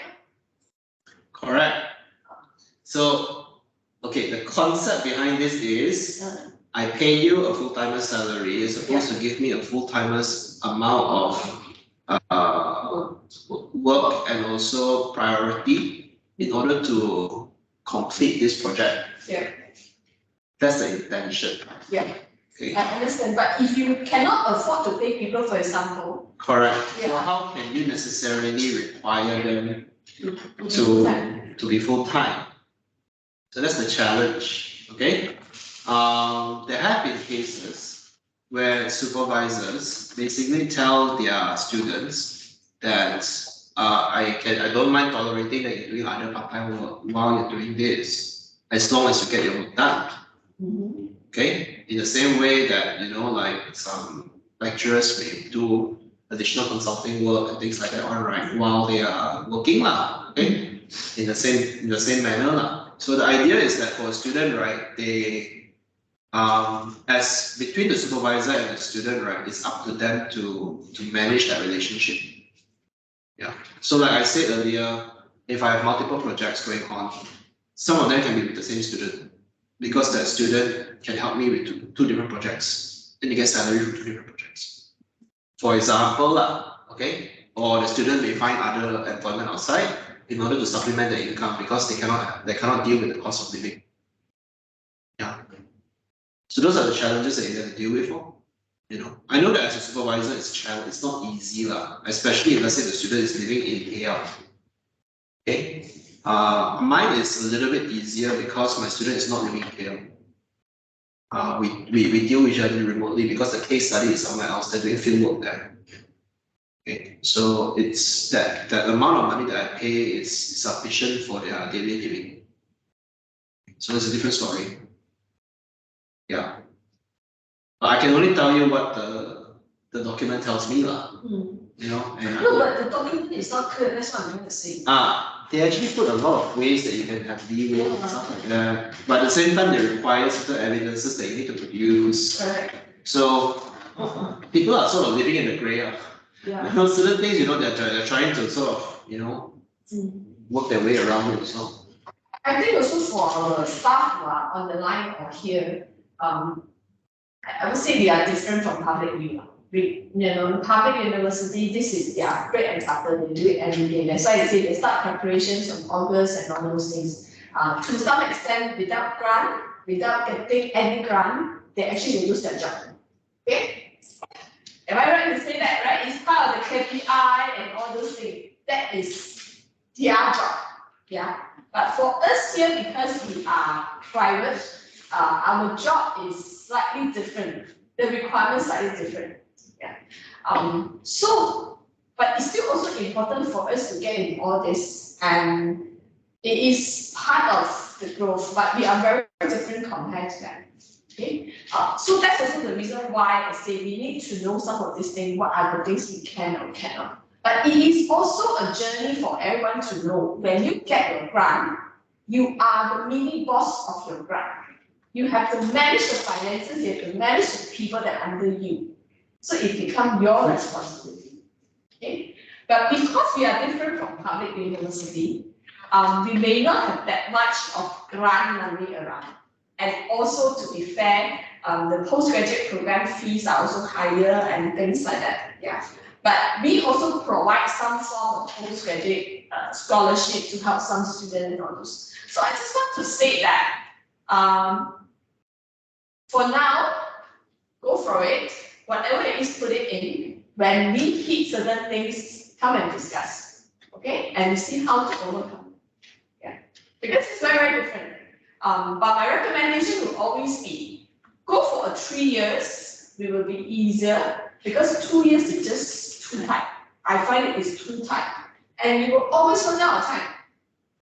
It is better to put 3 years, 2 master, but I say it's a master students, not necessarily a GRA, But yes, the new rules now is the whole idea is to get the money from the government to train the people, which we understand. But it may not be as straightforward as it is supposed to be. We'll see how we can take care of all these things along the line. Okay. You need to justify the duration of your project based on the methodology that you selected. Yeah. Okay. If let's say like social science direction, if you're selecting one that is going to be more time consuming, then you can probably justify a 3-year project. If it's a survey or something that's less time consuming, they may ask questions, why 2 years? Why not 2 years? And why 3 years? So the complexity of the research project has to be there, okay? So that you can. Straightforward survey, you will not get the grant. Correct. So you have to be smart about how you design the project, so that you can have 2 projects going on at the same time, okay, in order to fulfill the 2 requirements. This concept of field work, right, can be a bit complicated. Yeah. I don't think they accept international field work anymore. Okay, I think any field work that wants to be done has to happen in Malaysia. Okay, the travel for overseas normally has to relate to conference. Okay, I think they set a maximum of 20%, and they set also a requirement that any conference that you want to go for has to be indexed by Scopus or WS. Now the issue here is that a lot of the conferences that we go to, public use side, we don't want to submit the full paper, because we're saving it for a better journal. So we end up cannot use this money because we don't want to go for those kind of conferences. But these conferences, right, student cannot go. Only the researchers can go. It's not meant to be a student conference fund. All right. With regards to the rest of it, right, with your research materials, supplies, and things like this, you need to put in quotations where necessary, if possible. Also, especially because you're not necessarily going to buy the things this year, put in a tag for potential inflation, because prices will definitely go up next year, the year after. So you can say that this is what I planned, okay, and I tag in an extra 5 to 10% in the event of inflation, okay, because you expect the price to fluctuate. If you're buying things from overseas, then also tag in your withdrawal tax or something of that nature, okay? Because you will expect to have to pay extra for delivery and for customs and things like that. What else is important here? Yeah. For professional services and consultancy, right? Typically, this relates to services that you will require for part of your project. So it could be to build a website, it could be to do proofreading, and those sort of services. Things that are not able to be done by the researchers themselves. Okay, that is necessary for the project to be successful, right? You can put in a small amount, maximum 5% of your total grant for short-term costs related to perhaps maybe the analysis methodology that you want to utilize, okay, to send your student out for courses and things like that. And also now they also added these journal page charges. So you can actually put in an amount to cover page charges for particular journals for the college. Okay, so the journals that you're targeting, search their website to look at what is the page charges like, the APC, and after that, you can actually put that in here as part of your grant as well. Okay. Normally, you don't touch accessories and equipment. If you want to touch equipment or accessories or even those kind of assets, right, can be very tedious, okay, because this one you need to put in multiple different quotations and things like that to make sure that it's very well done, right? You are not allowed to buy, you're not allowed to use any of this money to buy, to pay for professional membership. Buy reference materials such as books, reports and things like that necessarily, unless it's related to your research. Okay, caveat. You cannot use this to buy laptops, mobile phones, printers, or cartridges. Having said that, apparently what I understood from Penang's side was that they managed to justify the buying of certain servers or certain of high performance computers because that's necessary for the research. So that one needs to come with justification, needs to come with why it's necessary. Okay, so they can actually approve it on a case by case basis. Okay, but for the rest of us, sorry lah. Basically, they will not support your day-to-day office thing. Yeah. Yeah. You can't. If you need a computer high-end for your analysis, special software, those kind is cannot. Yeah. But you have to justify. So don't expect them to buy you a new office. Yeah. Don't expect them to buy you stationery. Yeah. No pen drive, no hard drive, no CDs, none of that stuff. You cannot ask them to help you rent the office space in Bukit Bintang because you don't want to come to office. Okay. And the other thing is that it's not supposed to cover the cost of research management at the university. So no administration fees, no payment for intellectual property filing, things like that. Yeah. The other thing is rental. Okay, so some of our science and engineering lecturers, right, when they talk to their co-researchers, the co-researchers say, yes, you can use our space, pay rental. But when you want to pay rental, right, you're not supposed to pay for your grant. That's the challenging part. So when you deal with a co-researcher, you need to say that I can't pay for my FRGS. Okay, so can we work something out? Right? So sometimes they allow them, they will waive the rental fee or the bench fees. Otherwise, you need to find another grant to pay for it. Isn't it to have a collaborator is meant to use the facilities in the collaborator space? That's why the rental are not. It depends. Depends on how friendly your collaborator is. I know that like Xiao San's case, I think they waive. Don't require anything. Yeah, because I thought the whole idea of research collaboration is so that you tap on each other institution's availability of resources. And that's the idea why your collaborator not supposed to charge you rental. Yeah. Some of your collaborators may not be that friendly lah. They'll say, I'll give you a discount rate lah, friend price. Then it's like, then what are you gonna say, right? So these are just the challenges lah. I don't know every collaborator. Yeah. So what I'm saying is that the principle is based on that. So if we have a collaborator like this, then we have to think twice lah. You know, why do we want to collaborate with people like this? Yeah. Okay. All right. Any other questions on budget? Questions on budget? Whatever budget you put in, right, they're most likely going to slash. Okay, whatever budget you put in, they're most likely going to slash. So whatever you put in has to be well justified and expect it to be less than what you want lah. I asked for 100,000, they gave me 87. Okay, so yeah, I could really use the extra 15K. What about on-site data collection? Can we use the grant money for that? In theory, you can. You can cover travel to these locations. However, right, when you are writing your application, you need to actually state the locations of your research. Okay, if it does not fit in these locations, then they'll say why you need to put it. Right. So please make sure that you have all of this information. Okay. So like token for participation, right? Always have something that you can get. Make sure that you have receipts for everything. Make sure you have receipts for everything.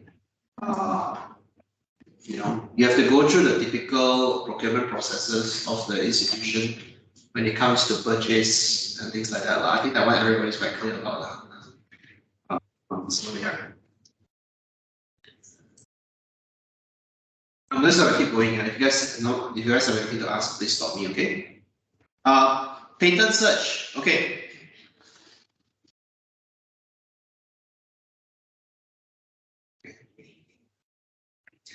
Patent search. All right. So patent searching, right, is how your research output shall produce an innovative idea or technology that has the potential to be a solution for stakeholders, blah, blah, blah. Okay, so when you download this particular document, right,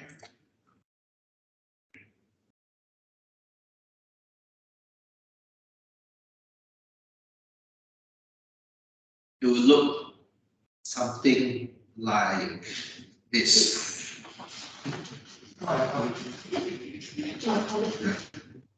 I know this computer very well. Okay, so you are expected to use the cheap, or sorry, the free patent search engine, which is lens.org. Okay.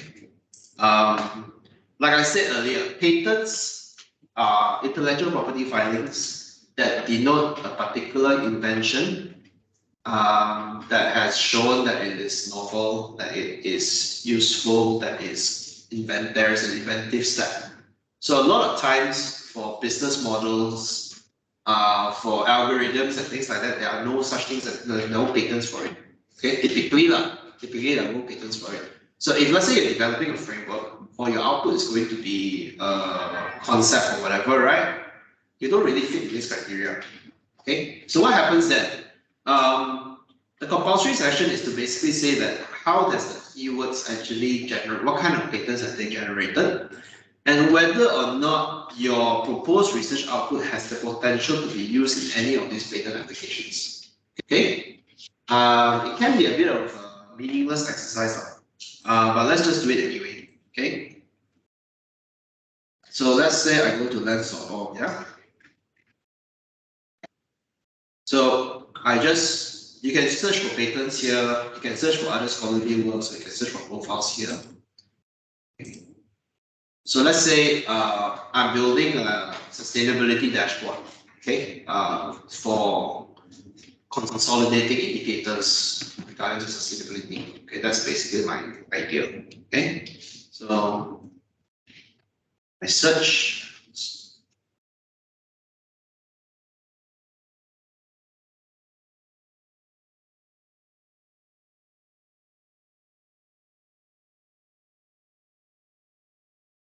So this is a global search. I did not make any, I did not add any filters.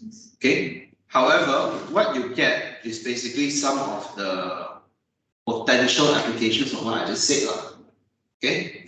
So over here, generally, they will have system and methods for aligning projects with objectives of an organization, which does not really tie into what I plan to say. Okay. And system method for aligning projects with objectives of organizations, so on and so forth. Sustainability, carbon footprint management systems, devices, and methods. It is probably closer to what I want. Okay. So how can you actually make it more narrower? So what I can do is I can add operators to the search string to make it more better. The more narrower you make it, the less results you're going to get. Okay. So once I get this amount, right, I need to note how many patents how has it accumulated over time? Is it going up or going down? That's the only question, one of the major questions they ask. Is it showing an upward trend? Is it showing a downward trend? Yes or no? And any remarks? Okay. Social sciences, does your research project have a potential to be used in those applications? So in my case, I say the framework I'm developing can be adapted into these inventions in order for them to cover certain metrics. Right? So that's how I would justify that. Okay? That's about it. The rest is for science and technology. They want to understand, does it include potential collaborators? Does it include potential competitors? Things like this. Okay? All the other thing you need to put in is the search string that you actually included, the keywords that you use. How many patents did you find? And give me a link to that particular search result. This is the must to do. This is want, encourage people to do. If you're applying for PRGS, this is a must. If you're applying for FRGS, this is a please try, rather than a must. Okay, so is it meaningful for people who are doing social science research? Maybe not so much. I do it just because this is where I come from. So my previous research all look like this, so it's like I just do it just to show them that this is a meaningless exercise. Yeah, so but that's just me. Okay. Anyway, just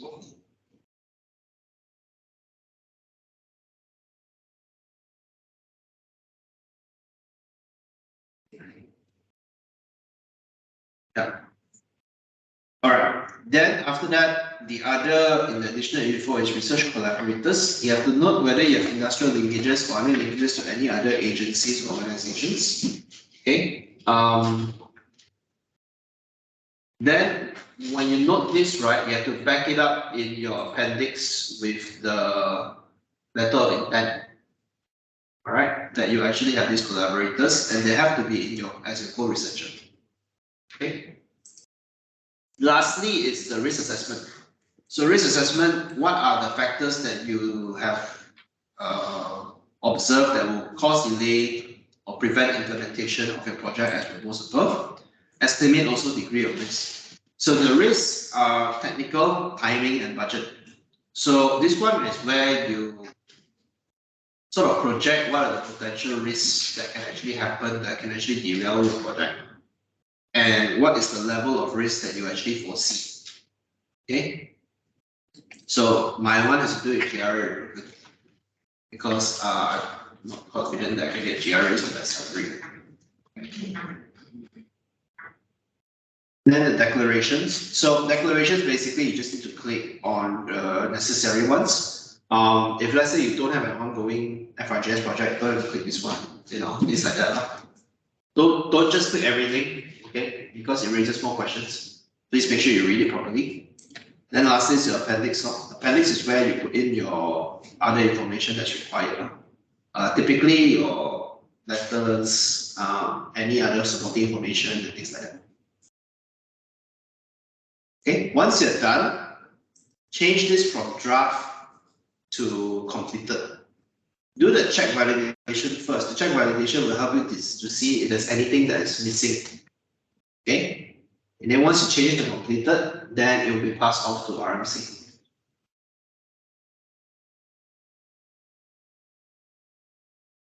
So this is FRGS. Okay, I'm just going to spend a little bit of time to go through PRGS. PRGS has Just now when you talk about collaborator, I think Ting has a question here. Is the adjunct professor from UW so overseas collaborators? Where should we put in terms of collaborations? So other researchers, right? Add a project member, you have to type their name in. Okay. If let's say they never, you can try first to see whether or not they are here already. Maybe they collaborated with someone in the past. Their details might be captured. If not, you can register them yourself. Okay. Okay. So when you register a foreign researcher, right? You need to click here, add foreign researcher. You need to put you need to ask for all these details for them. So IC is only for Malaysian IC, their passport number, their nationality, full name, position or category, okay? Email address and so on and so forth, okay? And then upload the CV as well. Okay. So all of these things are required in order for them to be registered. And that is So the H-index is under Scopus H-index or Google? under Scopus, but this one is not required. Not required. It's Yeah, Windows only the star ones are required. Okay. Okay. So Ting, your question is answered. Okay, thank you, thank you. for the rest to know, if you are putting in the adjunct professor as part of your collaborators, some of these details like passport number and everything, if you don't have it with you, you can check with HR, because HR will have it. Okay? So, but of course, you must first talk to the adjunct first, and so that they are aware that you are doing this, but you can do the all this thing inside for them. I'm not sure if it's necessary, but probably it's good to have.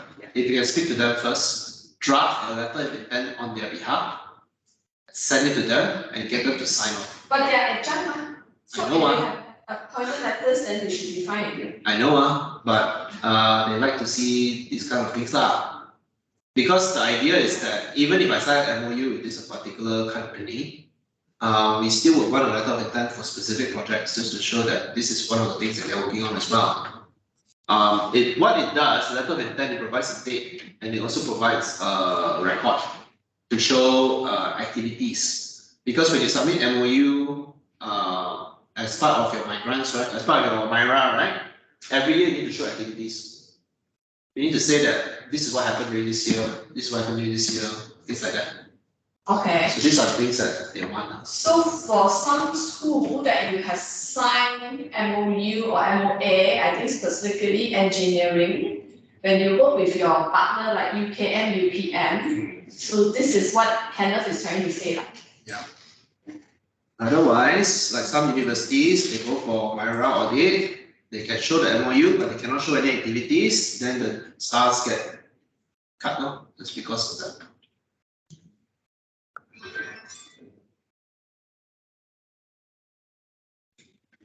Shall I move on to PRGS?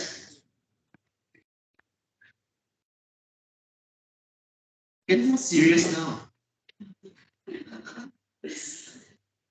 Very stressful. It's stressful. I'm not stressed than you, it's okay. All right, PRGS, right? I want to make this clear, yeah. PRGS is only open to PIs that have completed a fundamental grant. So whether it is a fundamental research grant scheme or any other fundamental grant that is competitive. Some researchers in the past take this to believe that internal grants also count as competitive research grants. Okay, I don't know whether those have been approved, right? For PRGS, okay, but yeah. So this is the thing, and they have to have completed the project at 100%, and this has to be verified by the RMC, okay. Exactly what is competitive over here, right? This one has to check with them. I don't know whether they mean external grant, or of that nature. Okay.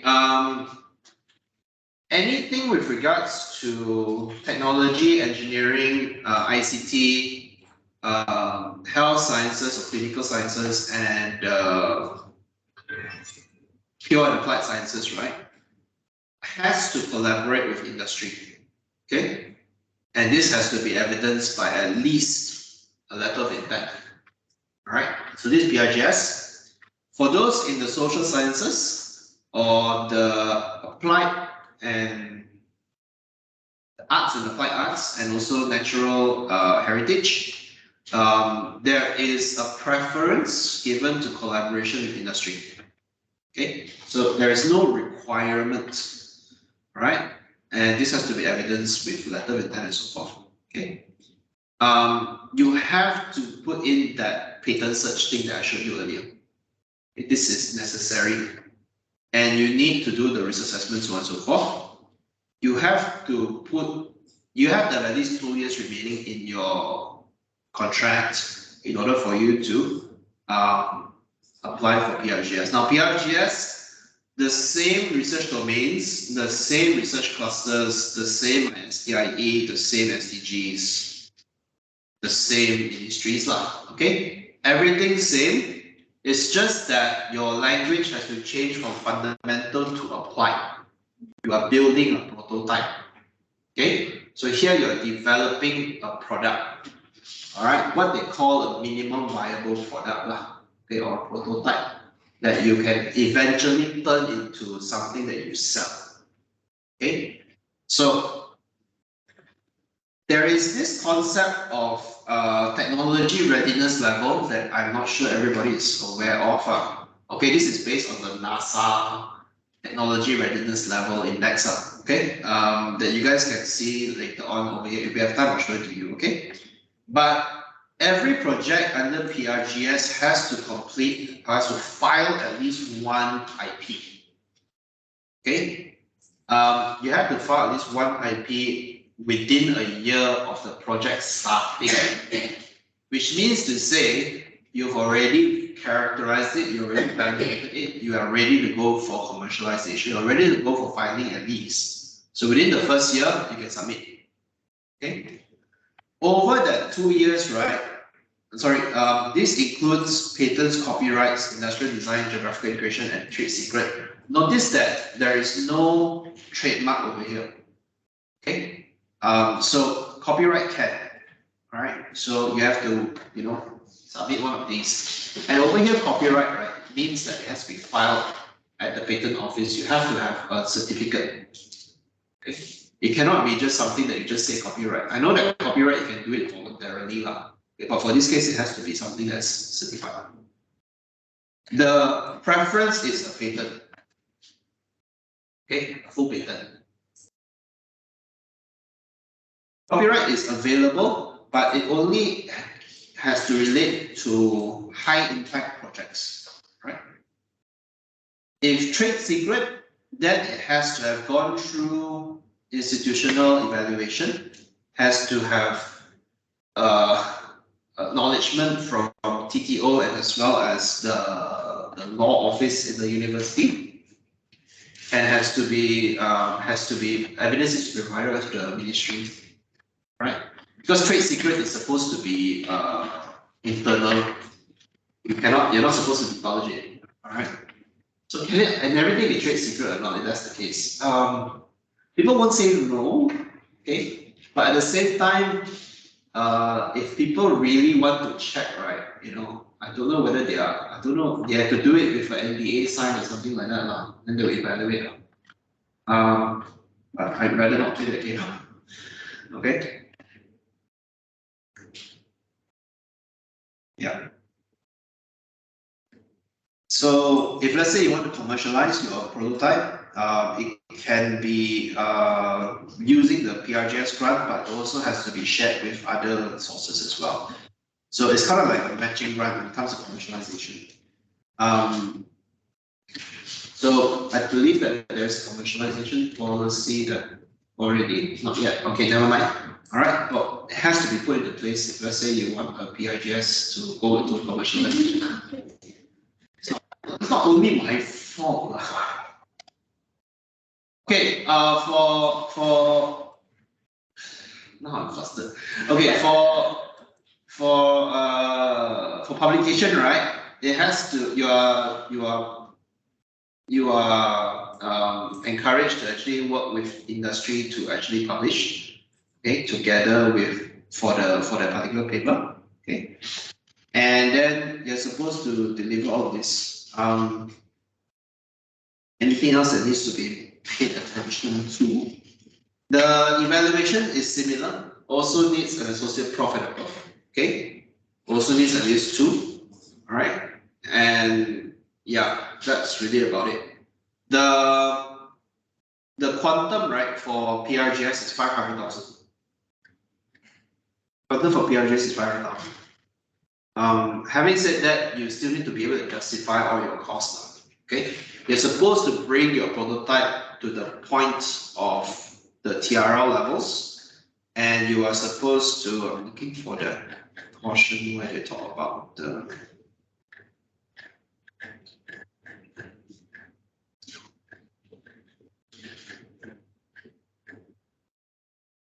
you're supposed to build it to the point where you're actually doing field work, or you're supposed to do some kind of preclinical testing, something of that nature. Okay, we are finding it.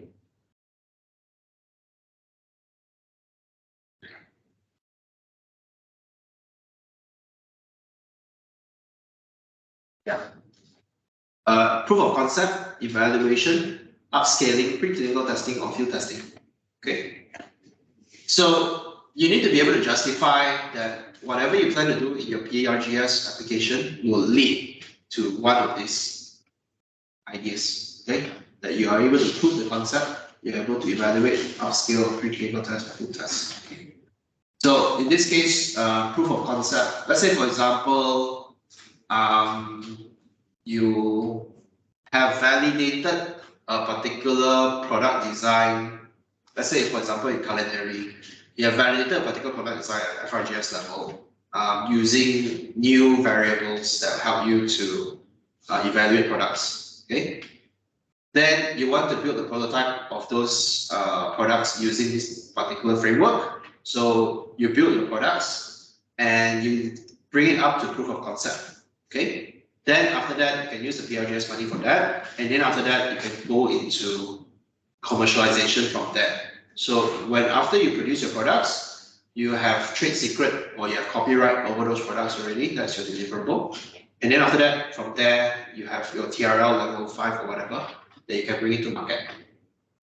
That is the theory behind this. It's the theory behind this now. Okay.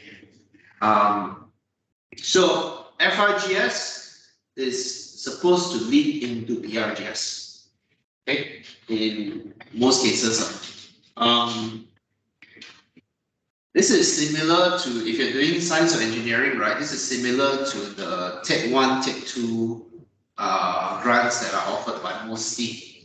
But MOSTI grants are very science and technology driven, so they're not open to all schools. Okay.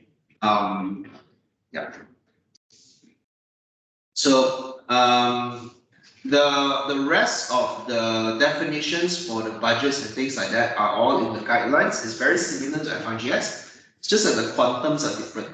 Okay. And the requirements are different. And then after that, what you can use it for also quite similar. But for PRGS, it's more related to commercialization. You cannot use it to actually produce business plan. You cannot use it for market survey. Okay. For product exhibition or promotion, any of these sort of things, these are supposed to be considered commercialization already. So they're not at the prototype phase. All right. It's the same way you're not supposed to buy certain things that, like in FRGS. So it's basically it. I'm just going to go to the TRL level. So the ministry basically, both ministries generally work with this concept of technology readiness. Okay, whenever you start an idea, right, it always starts at the TRL1, which is the basic principle. So we are doing research on the very basic principle in itself, and you can do formulation of the concept. Okay, so typically, right, for FRGS, right, you would normally go up to TRL3. Experimental proof of concept. Okay, so in the context of social sciences, all right, we typically will reach until TRL3 only, where you actually prove your concept. Okay, normally you don't go further than that. But then for other technology areas, right, Dr. Han may be able to appreciate this, right, or engineering lecturers will be able to appreciate this. After you validate it in the lab, you validate it in real environment and demonstrate it in the real environment, right? And demonstrate a prototype, you actually reach 7. Okay? 9 is where you actually prove your system, ready for full rate or later your operational evaluation. So the idea is that there are actually grants available for different levels of technology readiness. Right? Whenever you evaluate your technology readiness, right, you need to be able to fulfill this criteria and provide justification that you fulfill it. Okay, then you have more opportunities to apply for bigger grants. Okay, so this is the general explanation for it. And yeah, this is a very old general explanation for it. So what is the I'm coming to the end. It's already 11. Oh, thank you all for coming and staying for this. I'm going to be checking the what very soon here. When you start the project, right? Basically, you need to submit your research. You need to submit your progress reports every 6 months. This has to be checked by RMC. RMC will determine whether it's satisfactory or not satisfactory. If it's not satisfactory, there will be control measures as well as penalties. If it's okay, it will be submitted to JPT. And then after that, once you're done, you have to submit your final report. And then RMC will check and JPT will verify. That's how it looks. Okay. JJ says, cheers. Okay. How to execute after we have secured FRGS, especially in the migrant system? I think this is not the one that you showed with the timeline. I think they are asking that because now they are progress report and everything, that's what Nisha said. Yeah, so this is the timeline. Okay. Confusing like that. Nishata, I think I would likely have a separate section for you because I have no longer have access to my progress report site, so I can show it to you on your end. I think that'll be easier. Okay, sure. So if you have, do you have time today? If you have time today, you can come over. Yes, I'll meet you after your talk. Okay. I'll meet you after your talk, yeah. That's all. Done. Any other question? If not, I have a few key dates to talk to whoever that is here. Thank you very much for those who actually come for this workshop. I know some of you are planning for your FRGS submissions, which is good, and some may not have anything yet. Yeah, but I think the whole idea that what Kenneth said, certain things don't start today. You have to build over the years, and you have to start somewhere. And that's why every year, we always do this briefing. We try. I know the heads are receiving a lot of email love letters from me, and they have the target. They are all very stressed out. But as what Kenneth said, all these things don't come out overnight. It does need some time for you all to build. So those of you who attended today, and you may not have any grant that you can submit this round, is okay. But at least please start thinking, because I think all of us, as being in this tertiary education institution, you need to start thinking this for yourself. Okay, that's the first thing.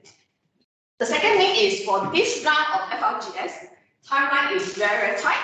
So for those of you who plan to submit, if you have not gotten your own migrant access, if you have not registered, please do. Okay? I am very scared. I still see some new people. Actually, in theory, every one of you should already register yourself as a migrant member. You have your own access. For those that have not, please do. Okay? It's very important. I think this is the basic thing as the tertiary education provider yourself. So this is the second reminder. Yeah?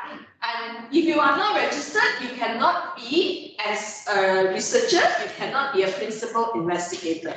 Okay? The migrant system may not be easy to use. Yeah, it's pretty complicated at times, and they might have hiccups here and there. But because these 2 weeks will be peak time, if you have any issues, please alert us in a way, screenshot whatever you have cannot do, send it to Florence and myself and Jia Hui from Penang. Okay, please send it over, email, screenshot, screen and yell, and then we will try to help to resolve. Yeah, we also need to screen and yell at the ministry sometimes, and of course I also screen and yell. Yeah, so this year I have gotten Kenneth to come in to assist me a little bit because I think most of you know I don't have any aid for PGLC at the moment. Yeah, they all abandoned me and ran away. Maybe I am too demanding. I'm not a head of PGLC. Look at me, it wasn't me. You ran away from me. So, but anyway, I think we are in the process of getting this done together. So, as I said, I know the system is not perfect, okay? So, at any one time point, if you're stuck anywhere, please scream and yell. Because if you don't tell, we don't know and we don't know how to help you. Yeah, so the way is when you start anywhere, please scream forward and say, oh, I'm stuck here, I don't know what to do. Can someone help? Then we either call you or someone will call you, we will try to help you. Okay, so timeline very tight. We have set the internal deadline as 24th. We need to change some of these deadlines in the system, but you need to submit to internal. And as last time we always say, we do need you to propose someone who is associate prof that may help to evaluate your grant. This may not be internal. If you can get your external, please do. Yeah, recommend and let us know. If you really cannot, at our levels, we will try to do something to help you. But you have to tell us, okay? Because I know last year, some of the grants are stuck because the reviewer never progressed. They cannot find reviewer, things are stuck and the grant are still stuck in the system and didn't move up. Okay? So what I'm trying to say is, not everybody attended this meeting, but those of you who are here, if you know your colleagues are applying, okay, please tell them, please scream and yell when you need. Okay, I am like I said, there are a lot of things going on, but I do appreciate those of you who actually want to try. Okay, so please do try to submit your failed grant, improve it like what Kenneth said. Yeah. Some of this thing is grant application is a process. As you first time put in, you will never put in a good grant, to be very honest. We are all trying. Yeah. But it's the process of improving it and get it better every time when you revise, then your chance might be there. And do take notes of what Kenneth said, start from the beginning of today. All these are ministry grants. They have their focus area. So you must know what is the focus area. You don't just put in your own pet project and think that is the best project. Yeah, you will not be able to get any grant support if you don't tilt it to what the grant providers wants. It's as simple as that. Okay, so please look at your grant, your project, your research interest, how it aligns to all these key areas, key focus. Yeah, then you will have a higher chance. And please do get collaborators. Like it or not, it will be good for you to have collaborators that is not within the institutions. Okay, so it's good to have people from public university, people from even private, from other institutions. External are definitely a good things, yeah, but you need to get people in and collaborate. Okay, so those of you who have your ex-supervisors, please do. It's okay, in the research world, nothing beats collaborations. Malaysia is still very far behind in research. Yeah, only through collaborations you will be more successful. Trust me. Okay, and that's also the reason why Kenneth is back here to help us, right? You also know that in Malaysia, you don't collaborate, you will not be able to move forward. To be very honest, yeah, we are very, as a whole, we are still very far behind compared to other places. And I think even other places, everyone are lack of money. Okay, money is low for everybody. So that's why the more you need to collaborate. Okay, so please, any project that you have, any idea that you have, your previous internal grant, improve it, try to put it in. That's also why I call for internal grant. I know internal grant we have not assessed it. Doesn't matter, put it in as a FLGS. Of course, FLGS require more things. This is the opportunity for you to improve your grant.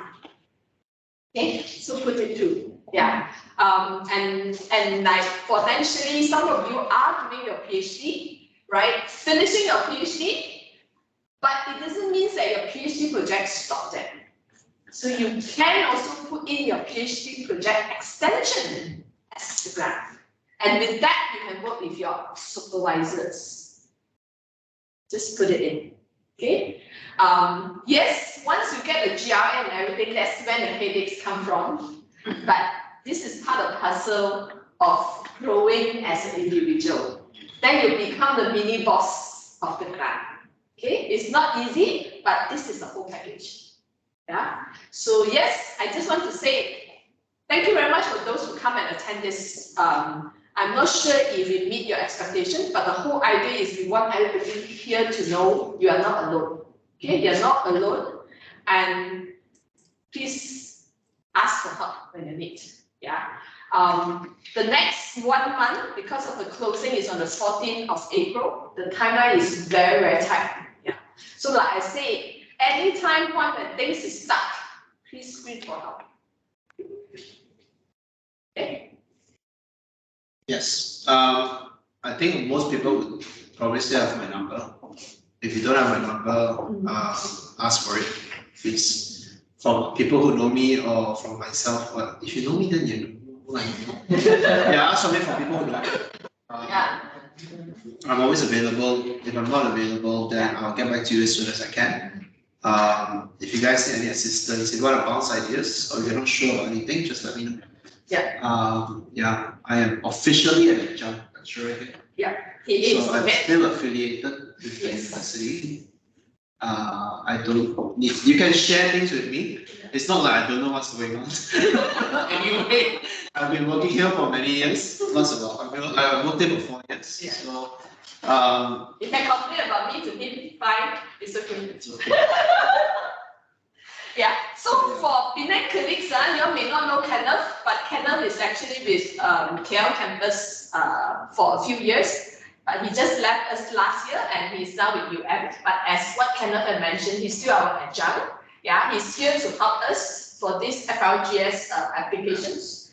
So don't worry, if you don't have his contact, you can just send it to me and Jia Hui. So for Penang side, please send it to me and Jia Hui. Yeah. I will try to solve the problem from you. But of course, a lot of time I might just forward to Kenneth. Yeah. But at least I need to help you all. So yes, I'm pretty tensioned because I got no one helping me. But I also want to tell everybody is we are in the process. This is the whole process for all of us to move forward. And therefore, I'm here to help you all in the process. Yeah. So if you have any questions, some of you he didn't share his handphone, but he's married, not available. Yeah. So again, I say just try your best. And any questions, anytime, if you need to talk, do let me know. Some of you might have some ideas, you don't know what to do. It's okay, we'll start somewhere. Yeah. I might be able to link you all with some people, so that things can be easier to start. Okay. Okay. Thank you. Thank you. Thank you, Prof. Thank you. Yes. On my program for ongoing project. You need to say. We need to just say that initially we start the project just for article publication. Then the project start. Then we know that there is actually right, the correct way when you put in grant applications traditionally like what Kenneth said, you don't put in really a new ideas that you have not tested. Yeah. A more solid grant proposal should be a project that you already have some preliminary findings. So meaning to say, you don't necessarily copy and paste into multiple grants lah. That would be very wrong lah. In case like the evaluators are the same people. So, but you can update it. You can change the parameters a bit. You can change some aspects of it, expand it depending on the quantum that they're giving you. And depending on the requirements of the grant. Yeah. So, like I wrote like 10 proposals the last year. Yeah. They're all more or less the same in terms of methodology, but they have different focus areas, different intentions, different locations, different collaborators. But my contribution to it is this particular element, which doesn't really change much. So the idea is that I want to expand my research, but at the same time, you need to do it coherently, because you're not going to be an expert of everything, right? So meaning to say that if let's say I want to test this idea out in this sector, I prepare a grant application for this sector. But I can do a similar type of project for different sector. So that ultimately, right, you're building towards a whole theory around this entire area. That kind of idea, like it's kind of a building grounded research kind of thing. So that's normally the case when you're trying to ultimately, the intention is that ultimately I'll write my own book and I'll have different case studies from different projects. And that all things will all bind together under one final thing that I'm working on. But that's how you kind of get funding for this, get funding for that, build students for this, they can actually flow into this other project. And then eventually one, right, you will have something come out with it. So I think your question is kind of like also potentially you have some student projects that they have done something already, and some of these student projects you see the potential of it to be expanded. Yeah. So yes, you can put it in, and some of the preliminary data can be in the part of the grant to say some preliminary work has been done and we have actually find this. Now this grant is to do this. Okay. So in actual fact, it may not need to be a totally new idea. It can be something that has been done. And just now I did mention your own PhD projects. Yeah. So your own PhD projects may not have a grant. Put in a grant is your whole idea. You have not put in a grant. Yeah. And now you maybe already meet or towards the end. Right? So to some extent you can put it in, reserve some data. Don't go to everything there, but you put in. But you also must make sure, because you got GRA there, then you must make sure there are extensions that your GRA can work on for your PhD project. So you just need to be smart, because for research project actually can continue on, the whole thing can expand. So I give you one very specific example. The last two semesters I've been teaching, 3 plus this semester, I always have a student working on sustainability standards in palm oil. So they're always doing investigation on the adoption of sustainability standards in palm oil, MSPO, RSPO, these sort of things, right? With regards to sustainability reporting. So the idea is that I want to build preliminary data regarding the area. So I always speak to my master's by coursework students. I want to do a research project on this. Do you want to take this on or not? And then because they're working in the area, right, they look at the idea, right, and we sort of build it together and they do it for the MBA project, for example. And then, so whatever they finish, right, I say, okay, this is something that I want to continue on now. So when I have another student in the palm oil sector, I say, I want to continue on by looking at this particular aspect, So I'm always looking at something different. At the end of the day, right, when I compile everything together, right, I'll actually have a much more comprehensive view of the entire industry already. That will be my preliminary thing for maybe an FRGS project down the line. Maybe next year, maybe the year after that. Okay, but also I can take this and I can sell it to MBOB, I can sell it to MPOCC or whoever. You know, the idea is that I am not reacting to requirements from my boss. This is something that I invest in for next year or the year after.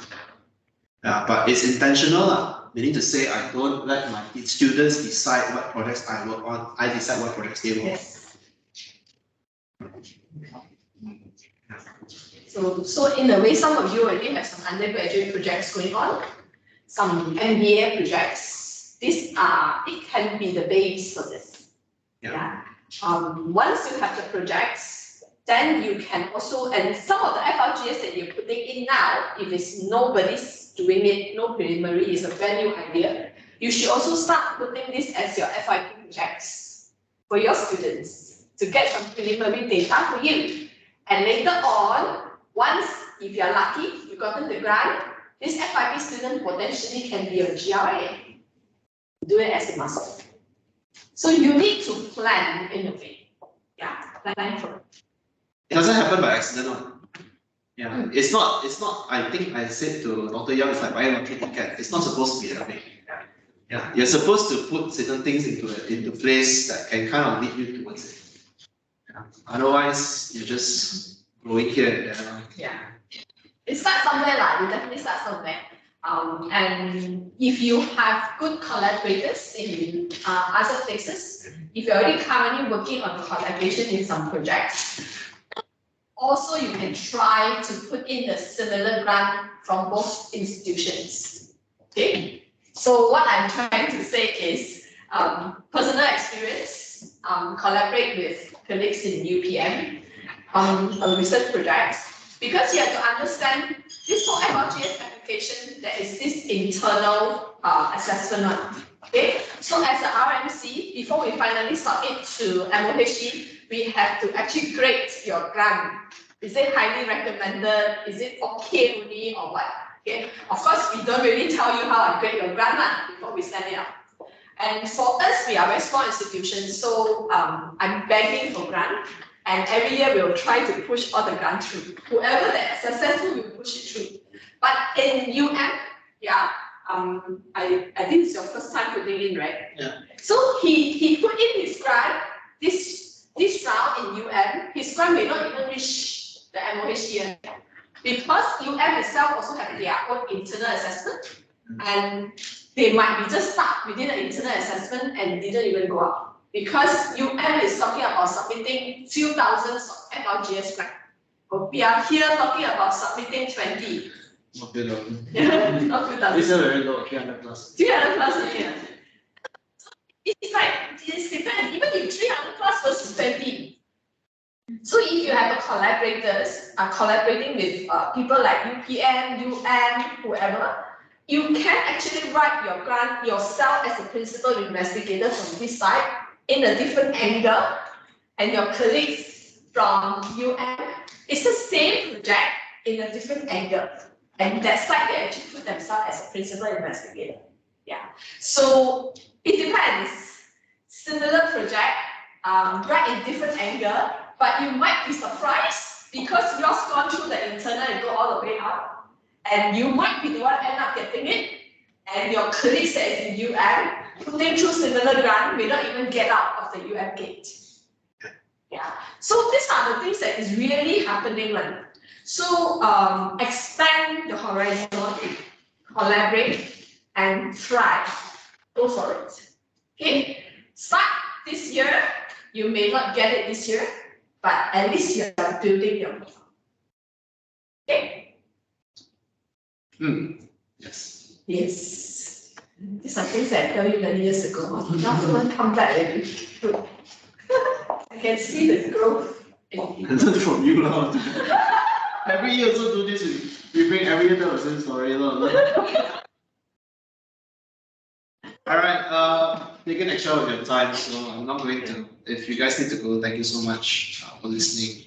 Like I said, I'm always available, so just come and get in touch with me. Thank you. Thank you. Those online. Bye.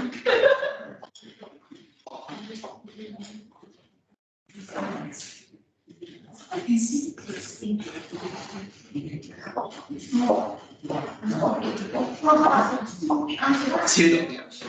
See you later.